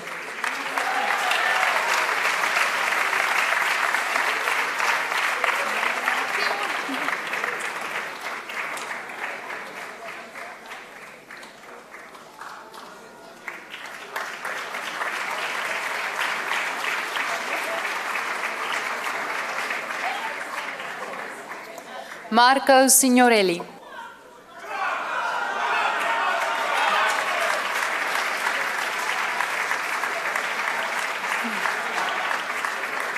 Yo Shin Song.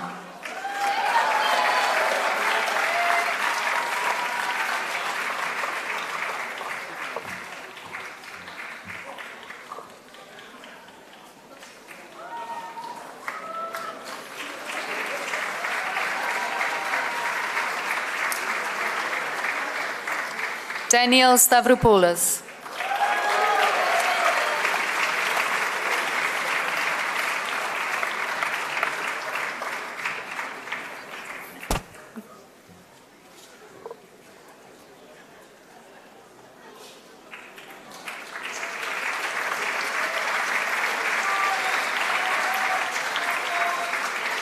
Carolina Tagliafico.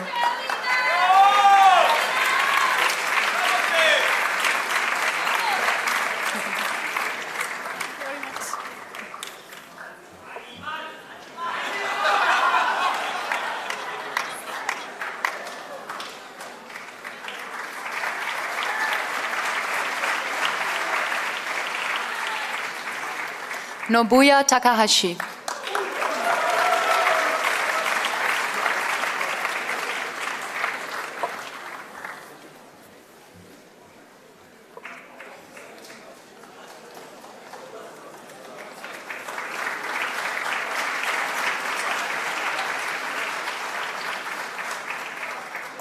Antonio Strantas. Thank you.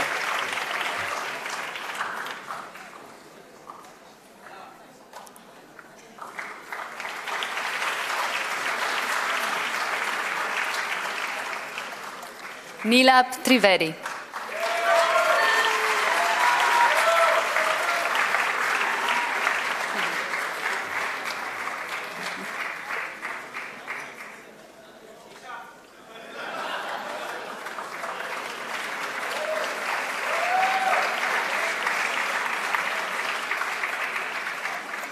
Carlos Utrilas Marco. And Carlos Gonzalez.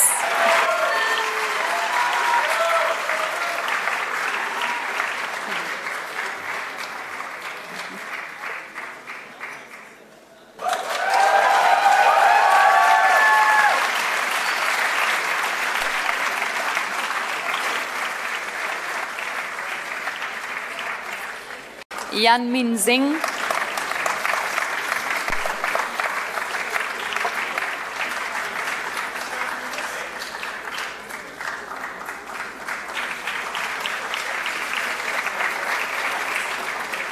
Ya Fen Yu.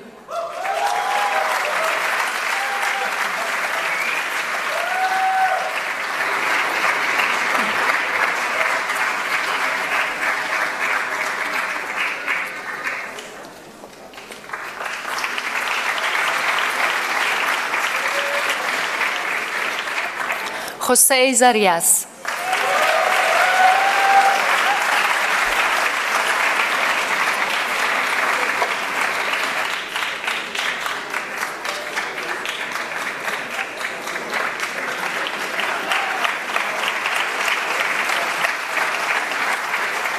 Shi Yi Zhang.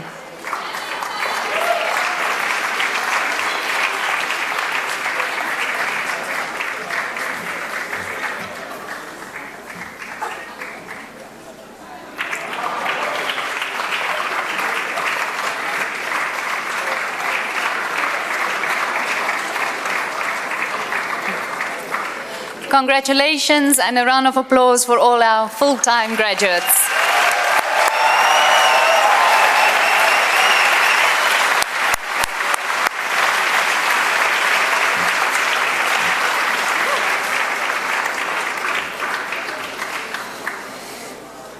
Thank you, Marijke.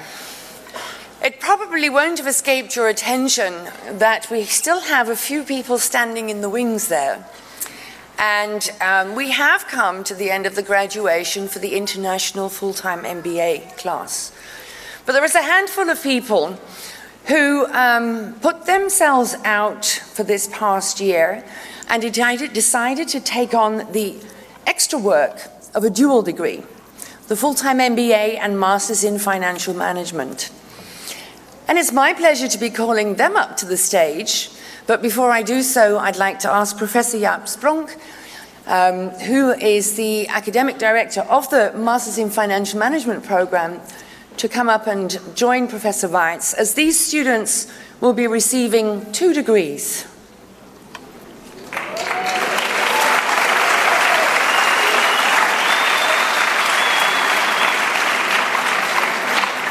Joshua Elsie.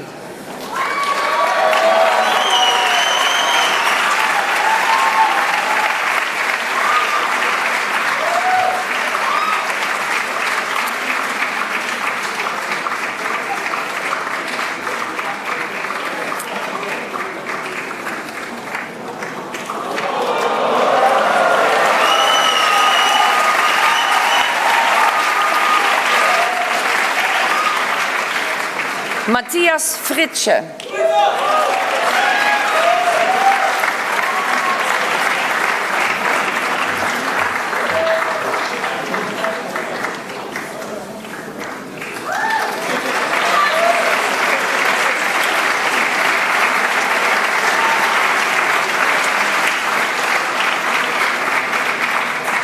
Brendan Heater.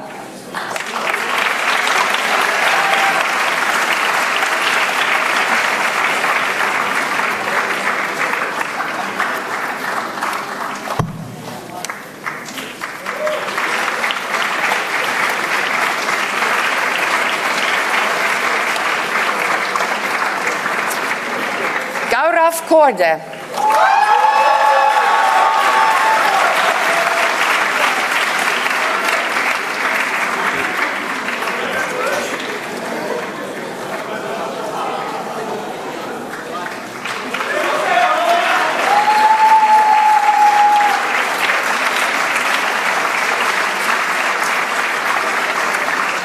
Chia Lim.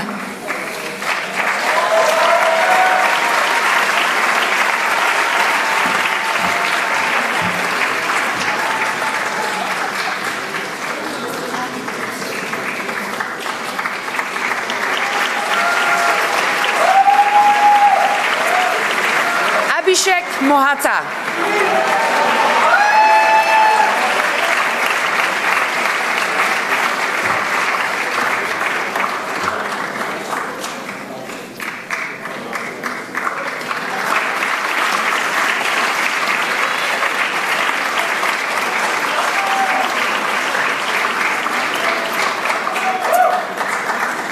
Vivek Vedaraman.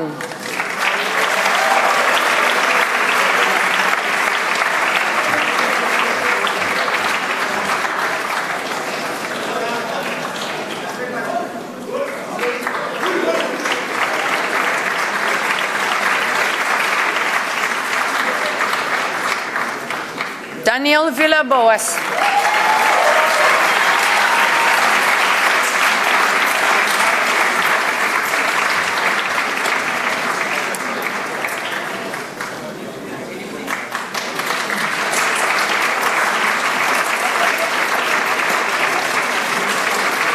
King Yang.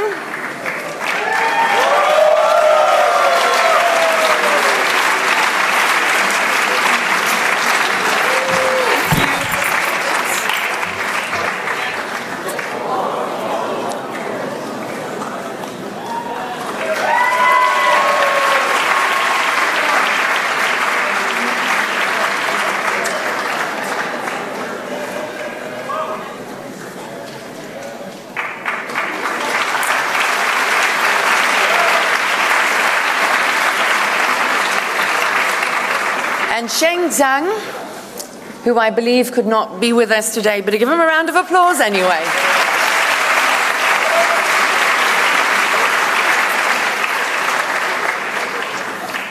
That really was the end of the diploma ceremony. Congratulations to all of you.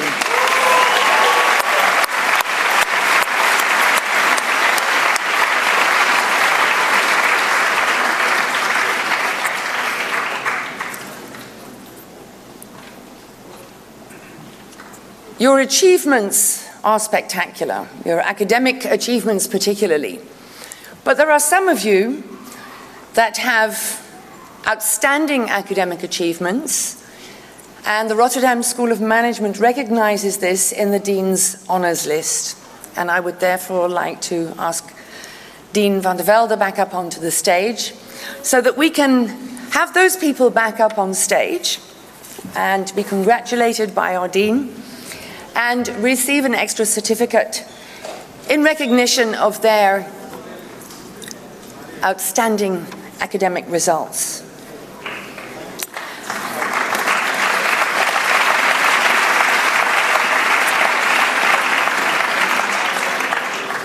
And I'd like to start with the Executive MBA class of 2014. The Dean's Honours are Shobit Arora,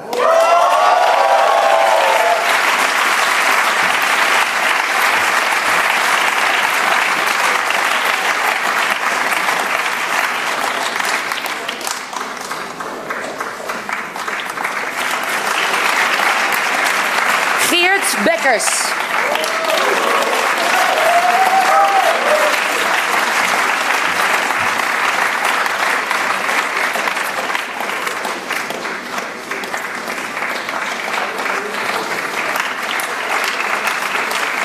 Robert Paul Beretti,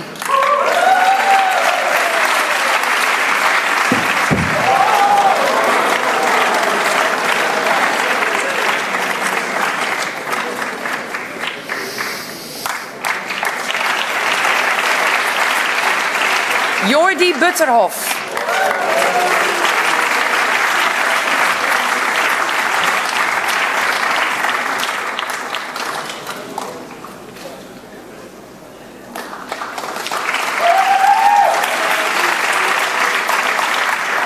Roberta De Laurentiis,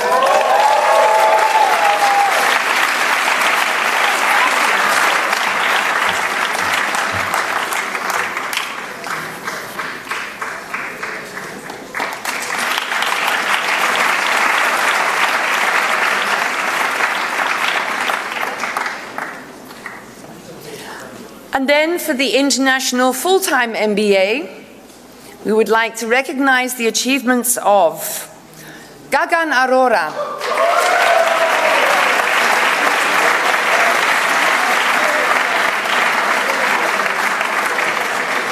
Thank you. yes.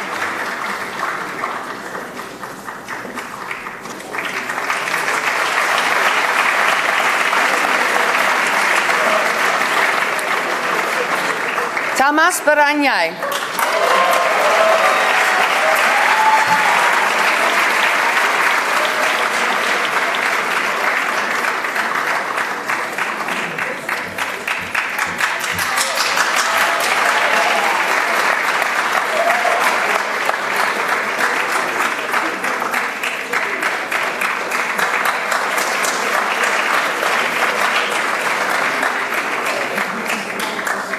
Marike Heikens,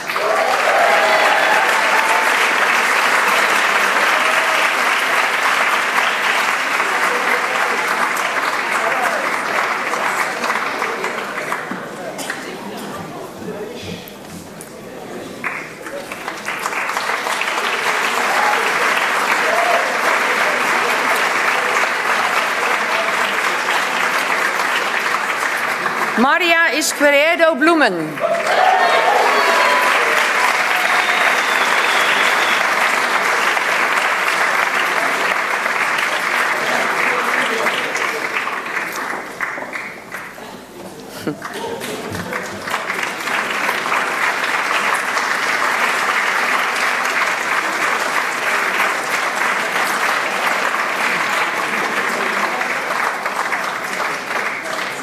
Leilani Maya Morrison,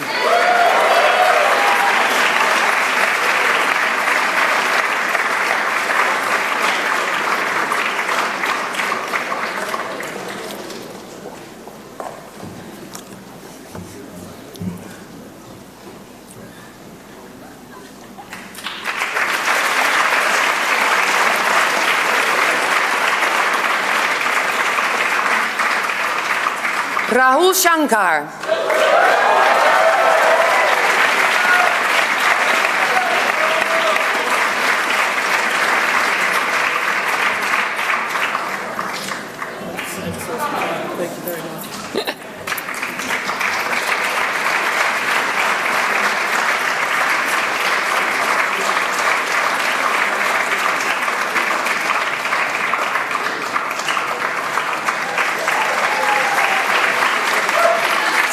Van der Stok.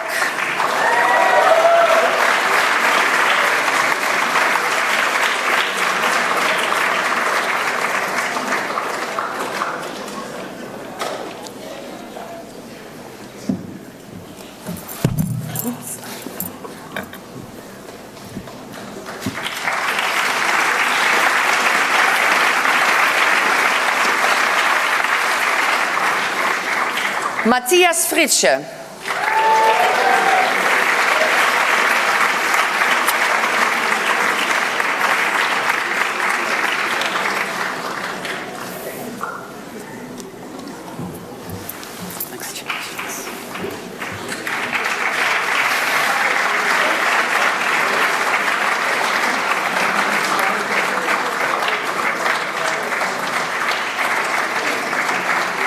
And I'd like to ask Matthias to remain on stage, because he is also on the Dean's Honours list for the MBA MFM.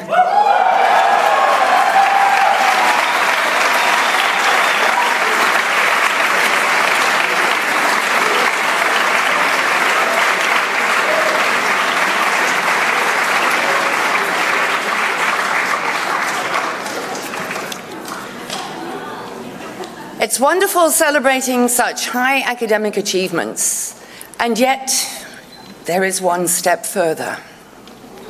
That is Dean's Honours with distinction. And for the Executive MBA program and for the full-time MBA program, we have 2 students from each class who will receive recognition for Dean's Honours with distinction.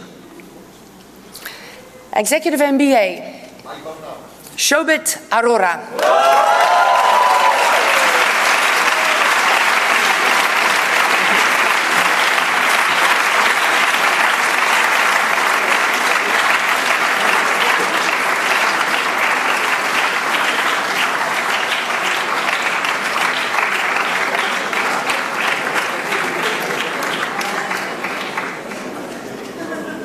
And Jordi Butterhoff.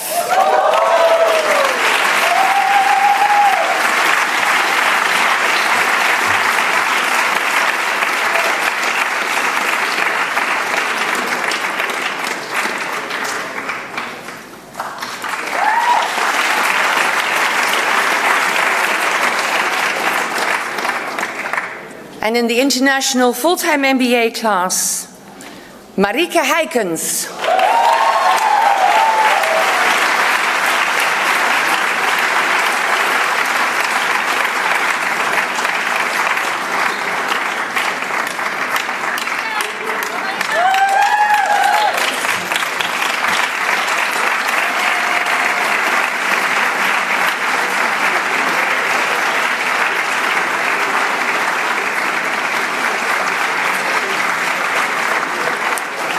And Maria Esquerdo Blumen.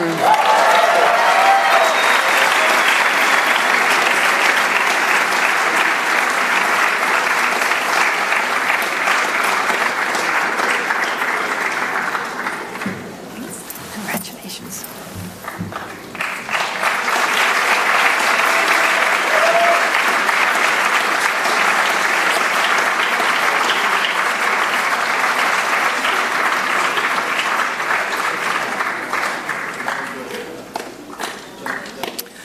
Those were all the academic honors. Congratulations to all of you. You've worked really hard for this recognition, and it's wonderful to see you receive these awards in recognition of that. There are 2 awards still to be given, and we are very proud to be able to have our graduation ceremony here in the Beurs World Trade Center, especially for the last, I think it's probably 8 or 9 years now. And the World Trade Center has been always very generous with us and has offered the Beurs World Trade Center Leadership Award every year. And this year is no exception. Each year, faculty and students, your classmates, are asked to nominate someone for the Leadership Award, which is not only the recognition of your leadership attributes, but also goes along with a cash prize. Ooh. These two graduates, one from the Executive MBA and one from the Full-Time MBA, have been chosen from their peers and faculty members for their leadership qualities, promoting the development of others, their social responsibility, and their vision. And it gives me great pleasure to announce the winners of these. And once again, I will start with the Executive MBA program. The winner of the Beurs WTC Leadership Award from the Executive MBA class of 2014, Angelica Cecilia.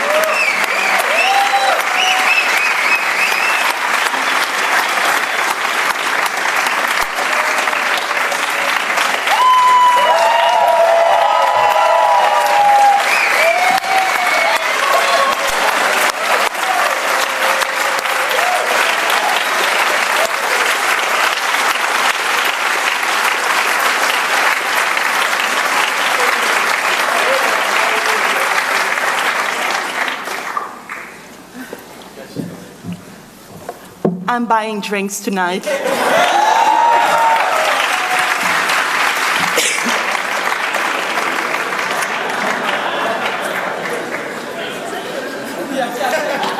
Oh, she asked me to qualify for the Executive MBA class.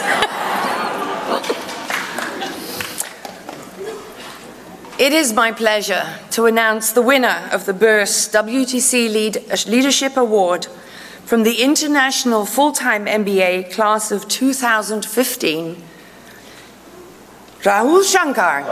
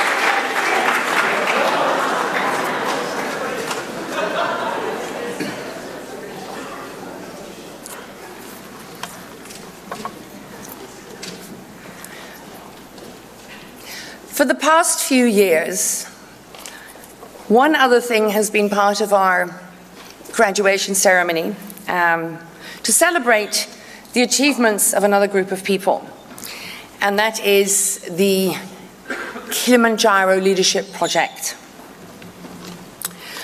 Before I tell you a little bit about the project, I have to say that it should not be me standing here speaking to you today.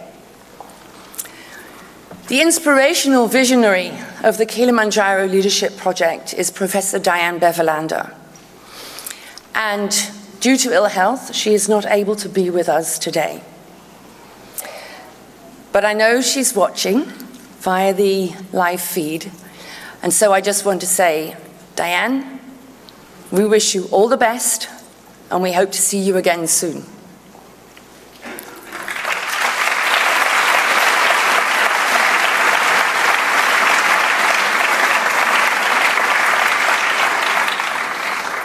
The creativity of the Rotterdam School of Management MBA programs means that sometimes we can, well, quite often actually, we help our students go beyond their borders.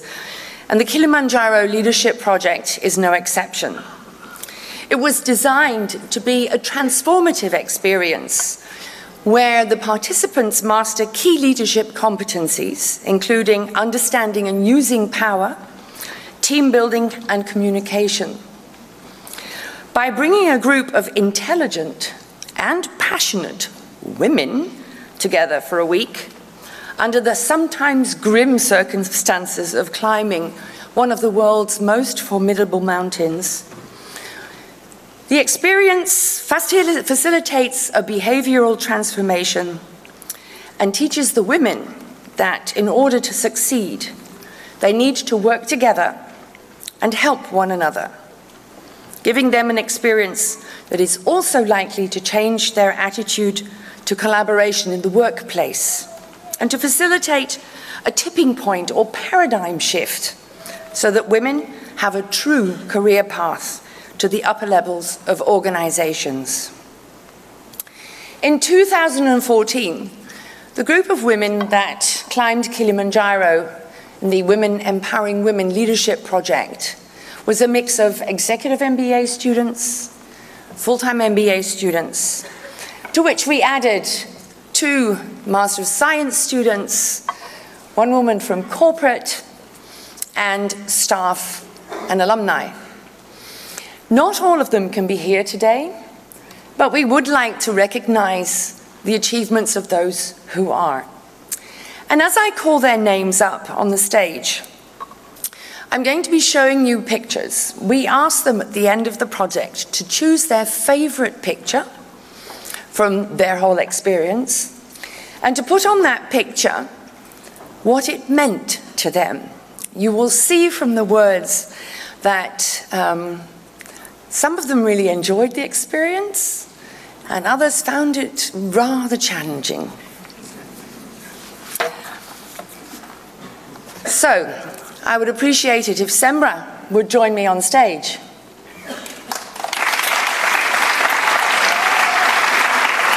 Yes, thank you. And Miriam.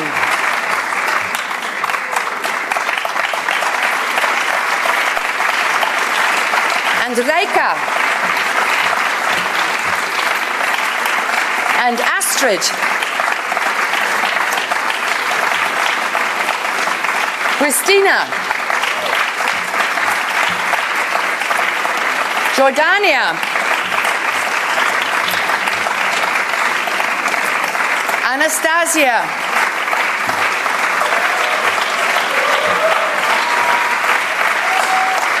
Marika. Shan. Ruth. Brigitte. Sammy.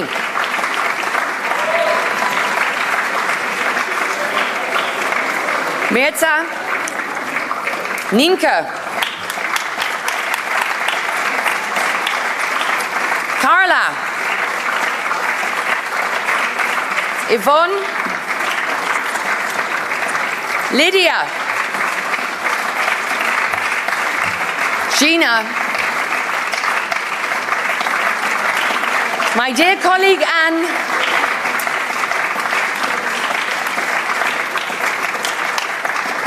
and the doctor we can't do without, Willeke.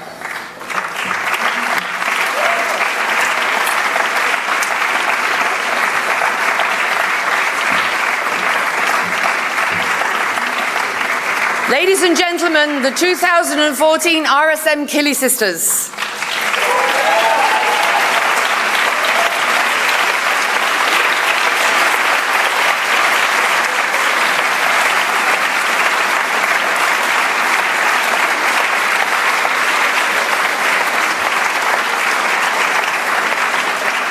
And I'd like to ask Jordania to come and say a few words on their behalf. If all of you can move up to the right a bit, then people can see Jordania as well.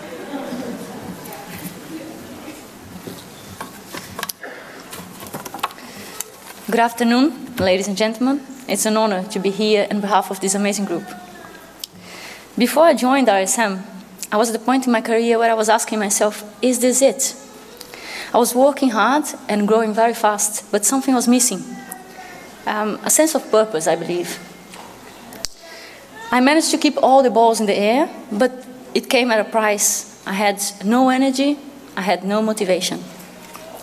I needed to re-energize myself, to challenge myself, and to get inspired. So after a long search, I came to RSM and I chose to join them as my next step. And today I can say it was the right choice. The EMBA alumni and the EMBA staff were very colorful, very passionate, and inspired me. The school cared about teaching business in an ethical and sustainable way. And the personal leadership I was looking for was fantastic. And I tell you today why it was fantastic. I want to tell you a story about Kilimanjaro. A story about changing to become myself again. For me, it was a dream coming through. The first time I heard about the program was at a woman empowerment session. And I was thrilled. Going to Africa to climb a mountain was so big to me and seemed so unreachable, almost untouchable. I knew I had to do it. I was a climber when I was younger. And I always felt so powerful at the time that you reach your highest top. I always felt that I was overcoming my own self. But how did the Kilimanjaro really go? Some of us feared that many women together would turn the trip into a shark tank. A man in the plane kept sharing his amusement with us and asking, how could you possibly make this work? Some of us thought it would be a long, painful exercise. Days of listening, annoyingly whining women. But could it be true that whining women would put themselves into a project such as that? Time has passed in the Netherlands, and it was time for us to climb. The journey was fantastic. The companionship and the lessons learned, the energizing wilderness, the company of these amazing women. There was laughter, there was sweat, there was pain, there was tears. But there was no whining. There was no conflict. There was time for openness, but there was also time for silence. And it was hard times too. We had to do tough choices on the top of that mountain. Some of us experienced the bittersweet taste of compromising when you have to do something that is right. But as T.S. Eliot once wrote, only those who would risk to go too far could possibly find out how far they can go. And we were all pushing our boundaries out there. And we learned to ask for help if we wanted to keep going. And we learned to stop when it was enough. Often we would find that we could actually go further than what we thought we could. But we had to find our own rhythm, and we had to stick to it. And we kept on going, step after step. And ultimately, we came back. We tend to be very hard on ourselves. Many times we achieve great things, but we take it for granted. I climbed Kilimanjaro, but why is it so hard for me to acknowledge this great achievement? If I do not acknowledge my own strengths, I'm not going to be able to lead others to their full potential, nor am I going to be able to set my own boundaries to reach a balanced life. After the climb, we agreed as a group to not make our achievements smaller than what they really are. We achieved great things, and all these achievements were made possible with the help of each other. I would like to end this story by saying that we were privileged. So let's pay it forward. Let's multiply the achievements and learnings we had in this program. Let's make a chain of many helping many. Let's reach out to our network. Let's keep reminding each other of the strengths and the energy we have regained in that mountain, so that we continue to overcome our own barriers and we continue to reach new summits. I could not leave this place without deeply thanking everyone that made this happen to us. The people at RSM, the people that supported us back home. It was not just a few. And also the great men and women of Tanzania who took great care of us. The porters and guides, they were just our angels. And Hattie, on behalf of the group, I want to thank you so much for being this amazing, fabulous, positive woman. You managed this program so fantastically in the past 4 years, since the very beginning. And you empowered us. So to demonstrate our deepest gratitude, we have flowers waiting for you. Thank you, Anne.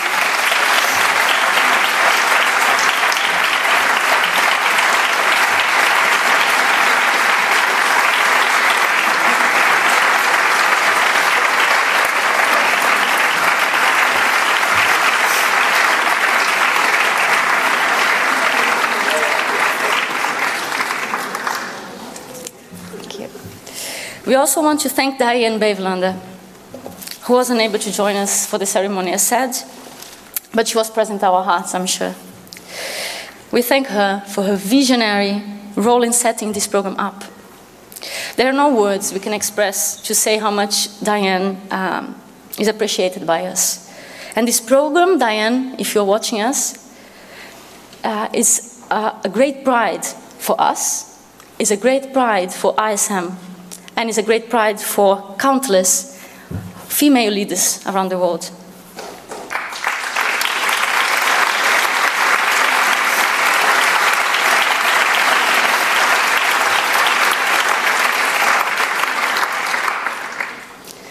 So Diane, if you're watching us now, get well soon. We are waiting for you to inspire us further. And with that note, I would like to thank everyone for listening.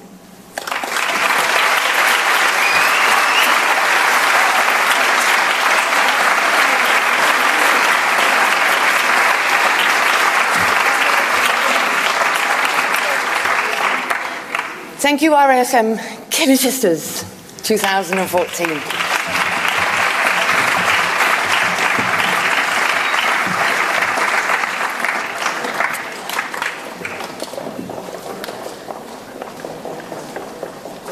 It's wonderful to hear one of our graduates speak about experiences during the program.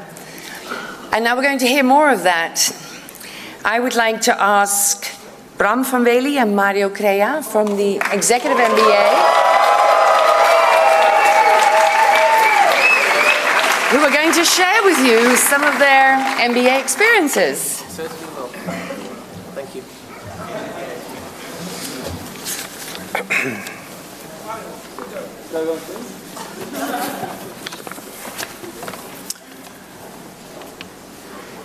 Ladies and gentlemen, Mario and I have the honor and the pleasure to speak to you on behalf of our marvelous class, the EMBA 14s. I will start with a few personal words and then Mario will bring us back to some wonderful memories. Great events like today deserve great words. Here's some fine poetry for you.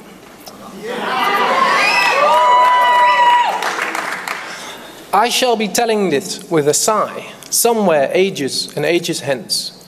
Two roads diverged in a wood, and I took the one less traveled by. And that has made all the difference.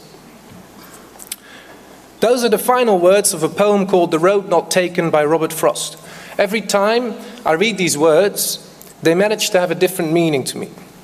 Now I can hear some of my classmates think, teacher, this is not a bloody literature class, get to the point. Well, ladies and gentlemen and classmates, here's my point, and I've got two actually. Firstly, in a world of business schools where we tend to framework our thinking and understanding of life with graphs, models, spreadsheets, including the simplification of our vocabulary with jargon such as the 4 P's of marketing, the 5 forces of Porter, 6 Sigma belts, the 7 steps to change, 50 ways to lose your lover. Reading a bit of poetry can actually be quite liberating. My second point, dear classmates, and this is especially for you, is that in fact this poem is very much about you and me. Just over 2 years ago, we found ourselves at a crossroads where 2 roads diverged. We could not travel both ways, and we could not see where both roads were going to take us, even though we tried hard to envision the destinations of our options. 2 years ago, 90-odd fine people found themselves at a crossroads, and chose to go down a path not taken by many. At least, that's what it felt like at times. Coming from different corners of the world, representing more than 30 different nations, coming from all kinds of walks of life, on which Mario will elaborate more, a vocal, rather vocal group of eager beavers embarked on a journey together. And today, we have reached the end of that journey. And instead of having reached our final destinations, we find ourselves at a crossroads yet again. As we are closing a chapter today, we start writing a new one. And before we embark on our new travels, it may be a good idea to allow ourselves a little break on this ceremonial day. To take a step back, breathe, reflect. In reflection of the program we have just completed, we can conclude that the curriculum was extensive, it was challenging. The professors were inspiring, and that some professors were absolutely brilliant. But moreover, I feel that the colorful and flamboyant character of our wonderful class leveraged the courses to a degree of dynamic learning that reached far beyond the curriculum. The richness of our class provided rich learning that was monumental for our personal development and provided a return on investment that no one can take away from us. The chemistry of our class was highly energetic, at times even atomic. But it was more than just the energy. Somehow, the class made every member feel at ease and welcome to be yourself. Personally, the camaraderie, solidarity, and cohesion of our class blew me off my socks.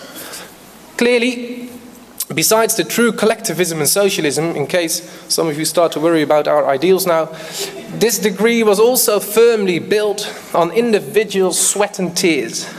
We had to roll up our sleeves, and in terms of our finance professor Mike Ward, sweat our capitalist assets. And it wasn't just Amber 14 sweat, ladies and gents. To get here, we needed the people at home or at work, who did not necessarily choose to go down the Amber Road, but who were traveling along nonetheless. While we more than once had to prioritize the program above our beloved ones, our work, relationships were tested, and friendships were put on hold. We chose to be under that pressure, and we realized that by doing that, we also pressurized our partners, our families, our colleagues, and our friends. So let's get this clear. Without the support of the people close to us, we would never have been here today. Without you, we would not have been here. We wouldn't have stood a chance. We owe our partners, our friends, our families, our colleagues a big thank you and an even bigger round of applause.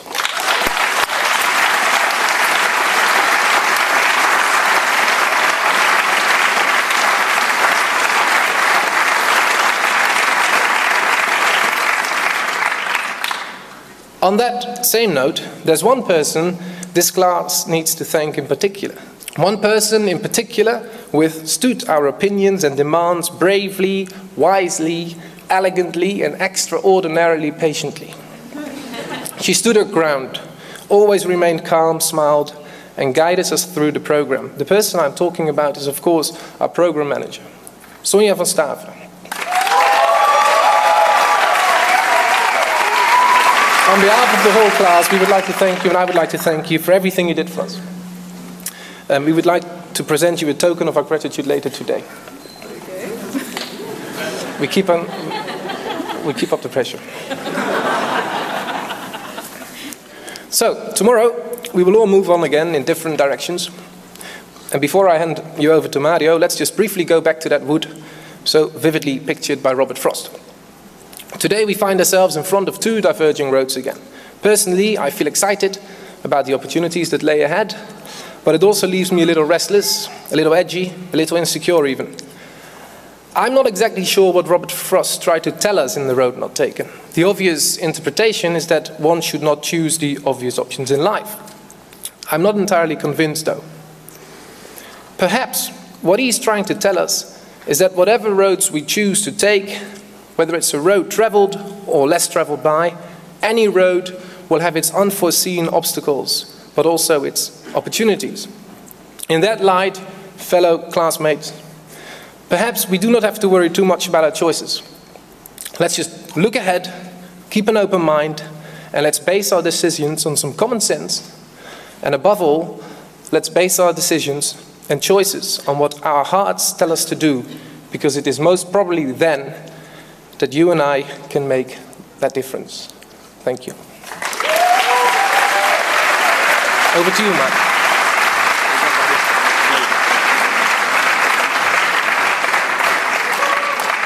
Hello, everyone.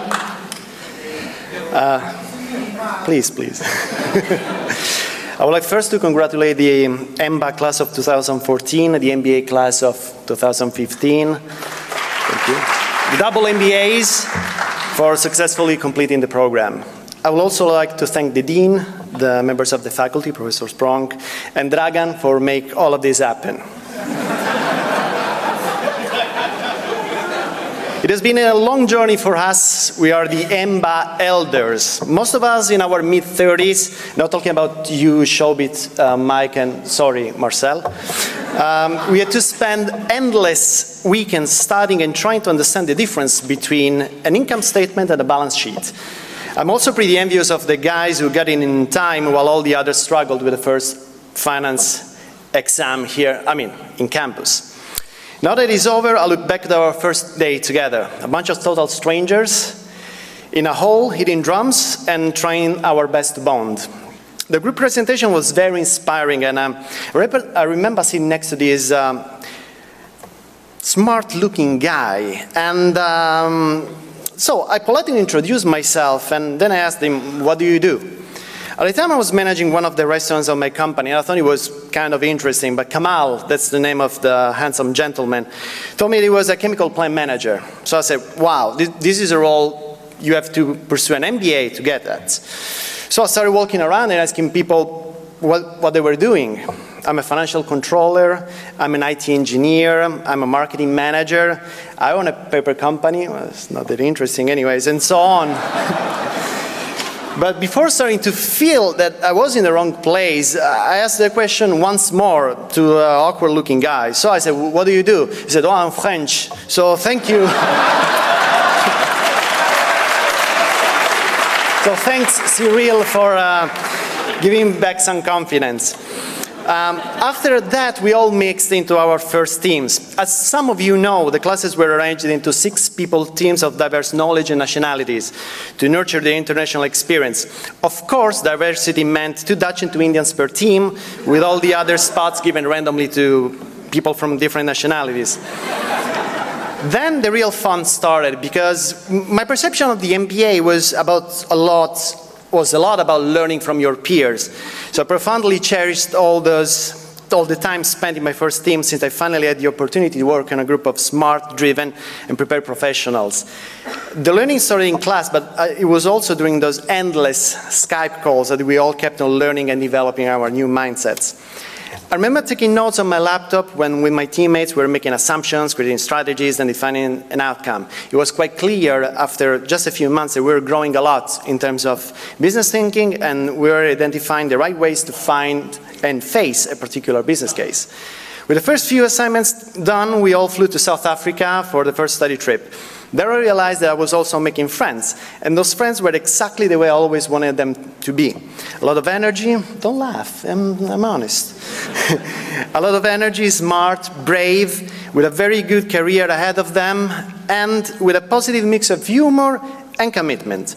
For that particular occasion, I would like to thank Christina for outrunning a South African mob to rent the cars for our short road trip. I'm not kidding, she really did. So thank you, Christina, for your courage. The South African trip was brilliant. The class was split into 2 mega groups, with the lucky ones in Pretoria, Johannesburg, with all the others in Cape Town. Why I say the lucky ones? Because the first evening, the Gordon Institute of Business Science of Pretoria, they really thank for the time invested in making our trip the most compelling possible, arranged a little welcome party for us. Up until then, I had a quite clear image of our Indian classmates. Qualified, intelligent, okay, serious, good smiles. Well, that night they went Bollywood crazy at the party. And they were dancing and giving us all a great, great time. There was a defining moment in my MBA experience at the beginning of the true bonding, And also from that point on, everyone in the class had his own favorite Indian dancer. Manish, you're my boy. In South Africa, our experience was extremely hectic. Since we went from the Johannesburg Stock Exchange to Alexandra Township, where our task was to help raise funds for a local business. There were teams visiting an orphanage, others visiting an HIV healthcare facility. With my team, we went to a car wash. And where the owner told us the first moment, I want to get rich to have more women. Before pretending that he forgot about returning my 10 euros change, true story. So the learning experience with the second team was quite similar, but much smoother since all we had a general idea on how to proceed, and also we were all starting to feel more comfortable with the topics. At the end of the second term, we all flew to Hong Kong, and this trip was even better, since the entire class was there. The Chinese University of Hong Kong, a delightful institution, arranged engaging classes for us, and gave us the opportunity to visit a Chinese toy factory, a Toyota production facility, and other enterprises. After the trip, they picked with Robert Paul's hardcore karaoke performance. We all knew we were getting closer to the end. I believe we all have a classmate to thank for a right suggestion, for helping us out with a tricky finance exam, or for simply giving us a ride to the airport. Rombaut, Sudev, Surya, thank you very much, guys. All the memories collected during these 2 years together will follow us for a long, long time, and it will be unfair to limit them to the classes. How can we forget about Angelica, always paying the first round of beers at Novotel? Always, or Serkan, always thanking the professor for the great question before telling him he was wrong. Or Borja, who was always exactly 5 minutes late. From this stage, I thank you all for being the smartest, the most inspiring and the brightest classmates everyone could ask for.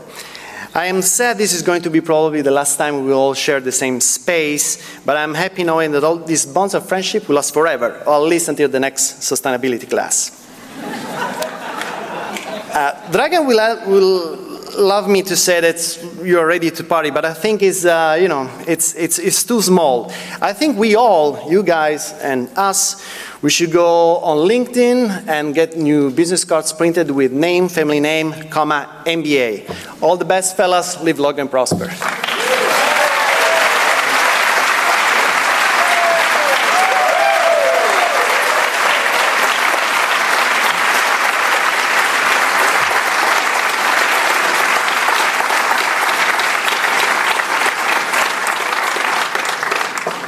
Thank you, Bram and Mario, and I'm sure those memories will stay with you for a long, long time. And now it's the turn of the full-timers. So I'd like to invite Daniel Chetty and Ruh Shankar to come up and share your experiences.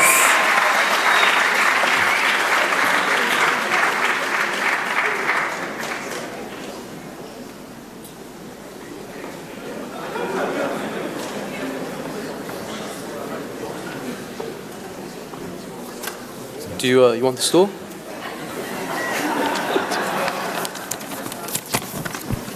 Success. All right. Is it? Relax. Good afternoon, everyone. Yep. Good afternoon, everyone. It's really a pleasure to be here with my good friend Dan Chetty doing this speech today. We'd like to welcome all of our full-time colleagues and our cousins in the EMBA course.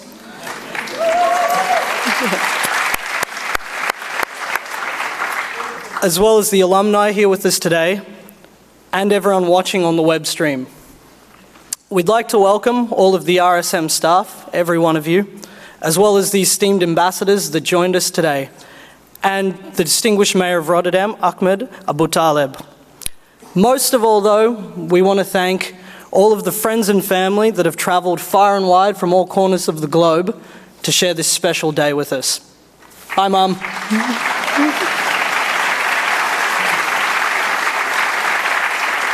Hey, Dad. In typical MBA style, I would like to take a few minutes to run through a high-level agenda of this presentation. Briefly, we're going to summarize everything in an executive summary, followed by charting up our findings in a SWOT analysis. We'll then dive into a decision tree, and then a little bit more of a deeper dive into our financials. Following this, we'll summarize our lessons learned, and then a brief Q&A. Anything that doesn't get covered, we can always take it offline. And before we go any further, it is important to note that this grad speech is brought to you by the good people at Suntory. So, Yata Minahare.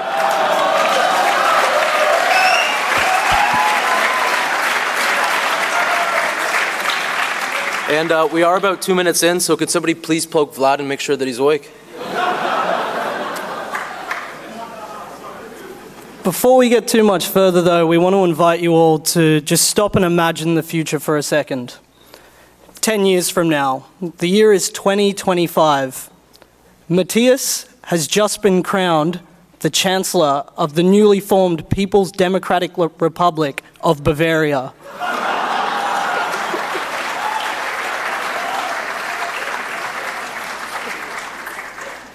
Jyoti's Bistro has just received its 3rd Michelin star.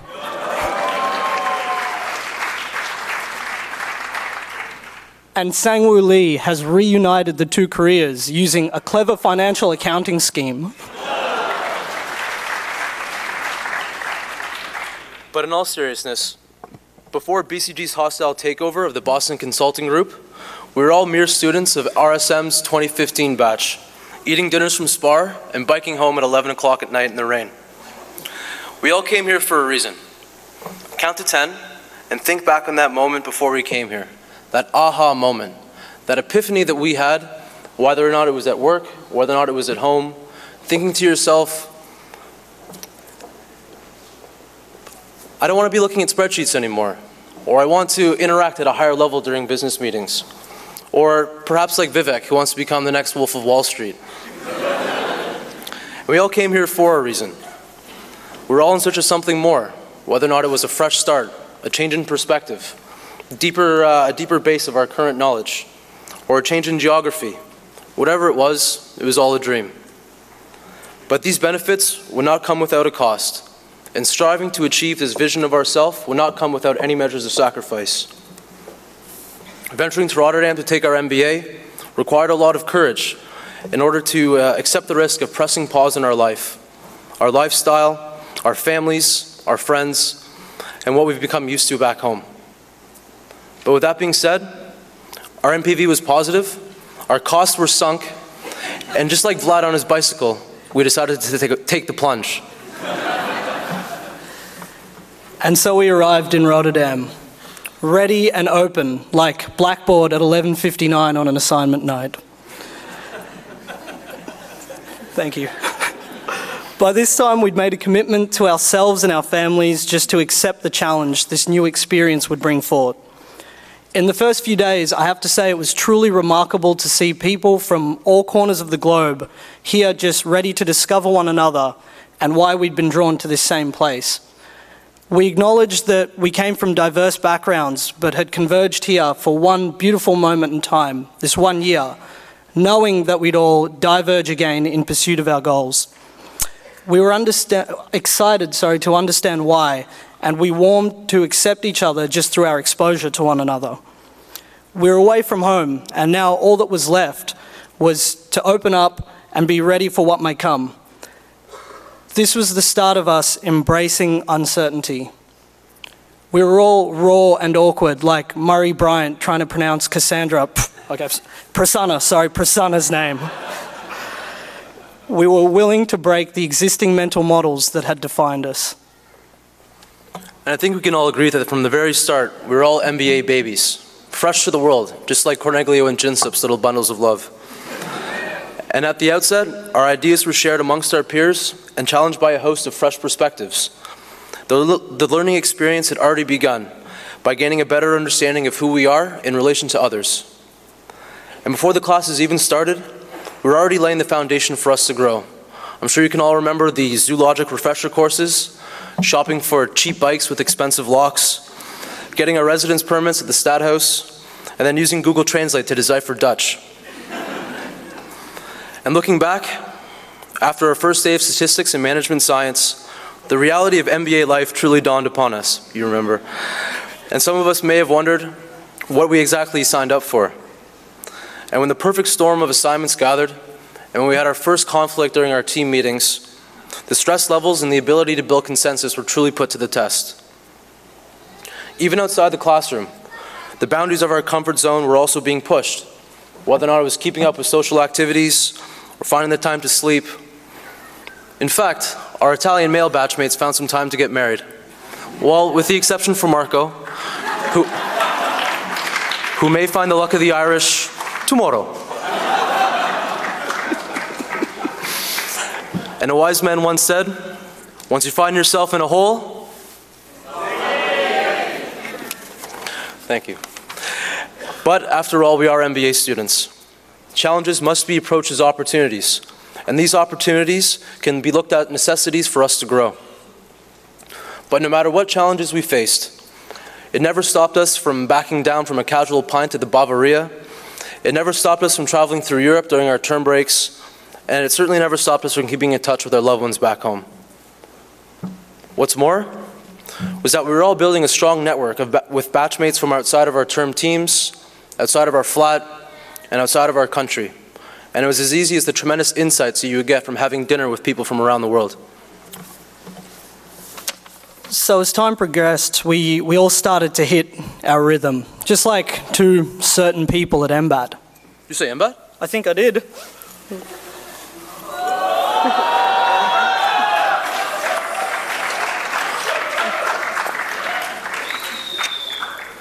Proceed.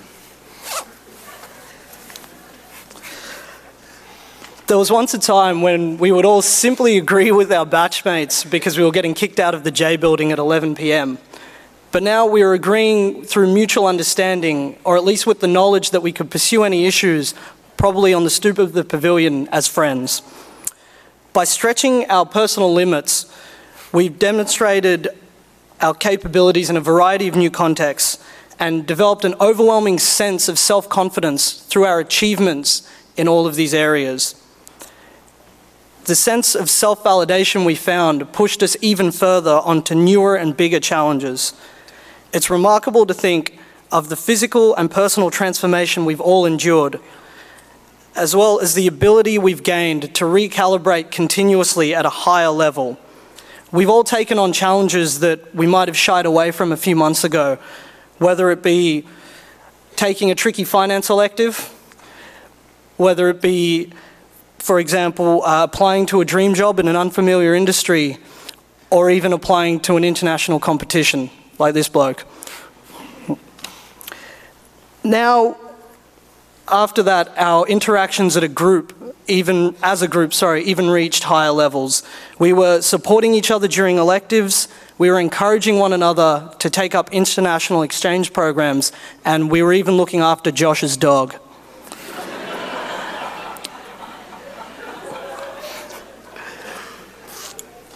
But at the end of it, we'd really come full circle.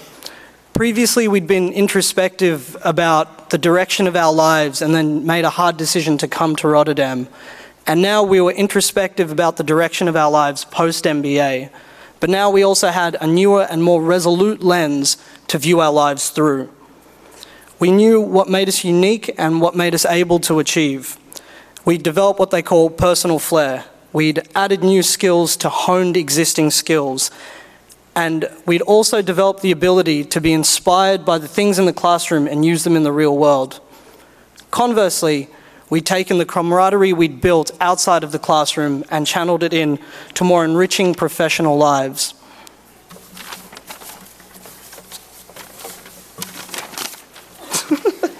But come to think of it, after what we were saying, I can truly appreciate the striking similarities between our year last year and a delicious cornerstone of the Rotterdam cuisine, the kapsalon. All right, I like this. Let's roll with it. So you mean how we all arrived here as like empty aluminum tins? Exactly, exactly. And you can almost consider the fries as the base and the foundation for us to grow. All right, nice. And as we gained experiences inside and outside the classroom, it was like layering on the meat from the giant shawarma of knowledge. Yeah, exactly, exactly. And you can almost see the cheese as being the strengthening relationships that kind of held everything together. And as the cheese solidified, we were able to add the salad of fresh perspective. You got it. And then once everything's said and done, we're able to add on our own personal flair, whether or not it was the calm coolness of the no-float sauce or the fiery passion of the sambal sauce. Aha. Shazir.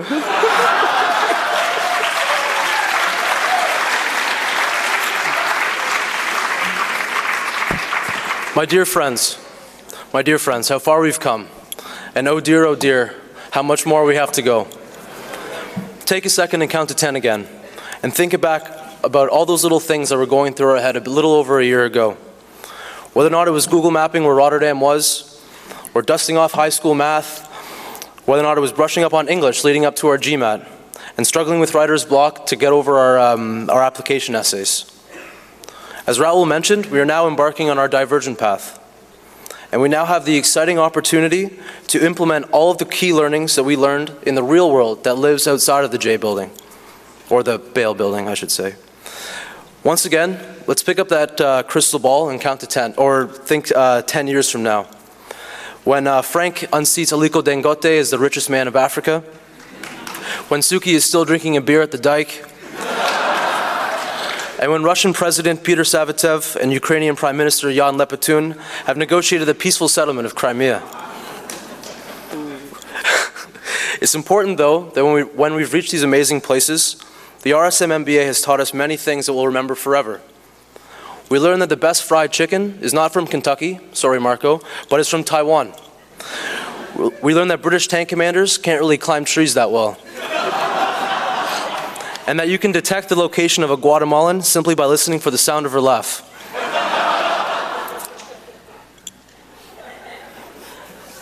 But beyond that, the MBA is a course that's designed to challenge us academically, physically, and emotionally. The MBA is about more than taking classes in finance or marketing. It's about instilling a mentality that the learning curve is continuous, that inspiration can be derived from anywhere around us, and that creativity exists within us all. It's more than 3 letters you put on your name after your LinkedIn profile. It's a shift in your approach to the world around you. The MBA is gaining a new mindset on people and problems. It's the constant evolution of new experiences and a mental hunger and thirst that need to be satisfied continually moving forward. While we might not remember cases like Destin Brass, Freemark Abbey, Benihana, Zappos, we will remember the first time we saw a problem as an opportunity, and we will remember that you can be a good leader always simply by removing the goats in your machine. What's more, we've developed a sense that we have to start being uncomfortable with feeling comfortable. And we have to start being comfortable with the feeling of uncomfort. Rotterdam is a reflection of us, and we are a reflection of Rotterdam, the we community that the mayor had just spoken about. We're both diverse, vibrant, unabashedly funky, unique, friendly, business-minded, and while we embrace the future while staying true to our past. And this statement, of course, is extended to our lovely RSM staff, who have continuously gone above and beyond the call of duty to make this year truly what it was. Thank you. Guys, we all came here as individuals, but we're leaving as family. No matter what path we take, no matter what doors we open, no matter what challenges we may face, we'll never walk alone. Thank you.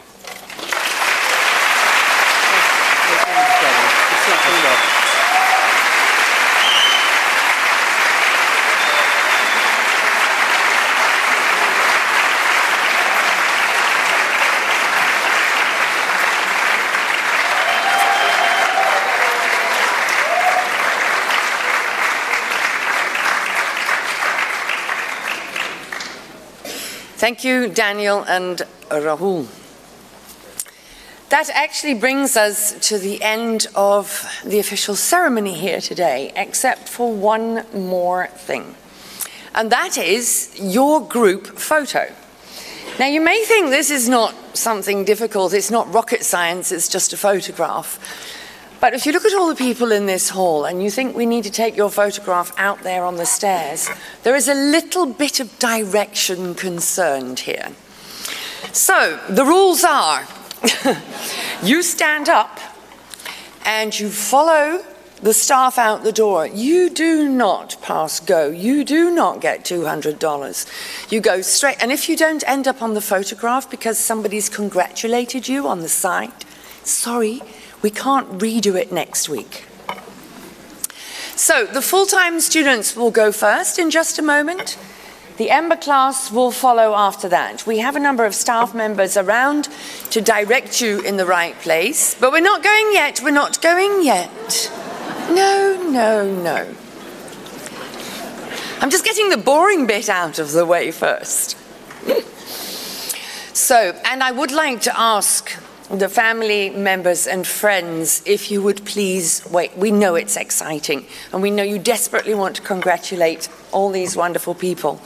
But if you would please wait until after the group photograph, because otherwise, we might lose one or two on the way. What I would also like to do is I would also like to thank Dean Stefan de Velde, Dean of Programs, Professor Erik Martz, John Apesos, our alumni speaker, and my colleagues Marijke and Milton for their work up here today. Also Evelien and Jaap Spronk. And I would like to ask you to put your hands together with a warm applause for all of my colleagues behind the scenes who have made today possible.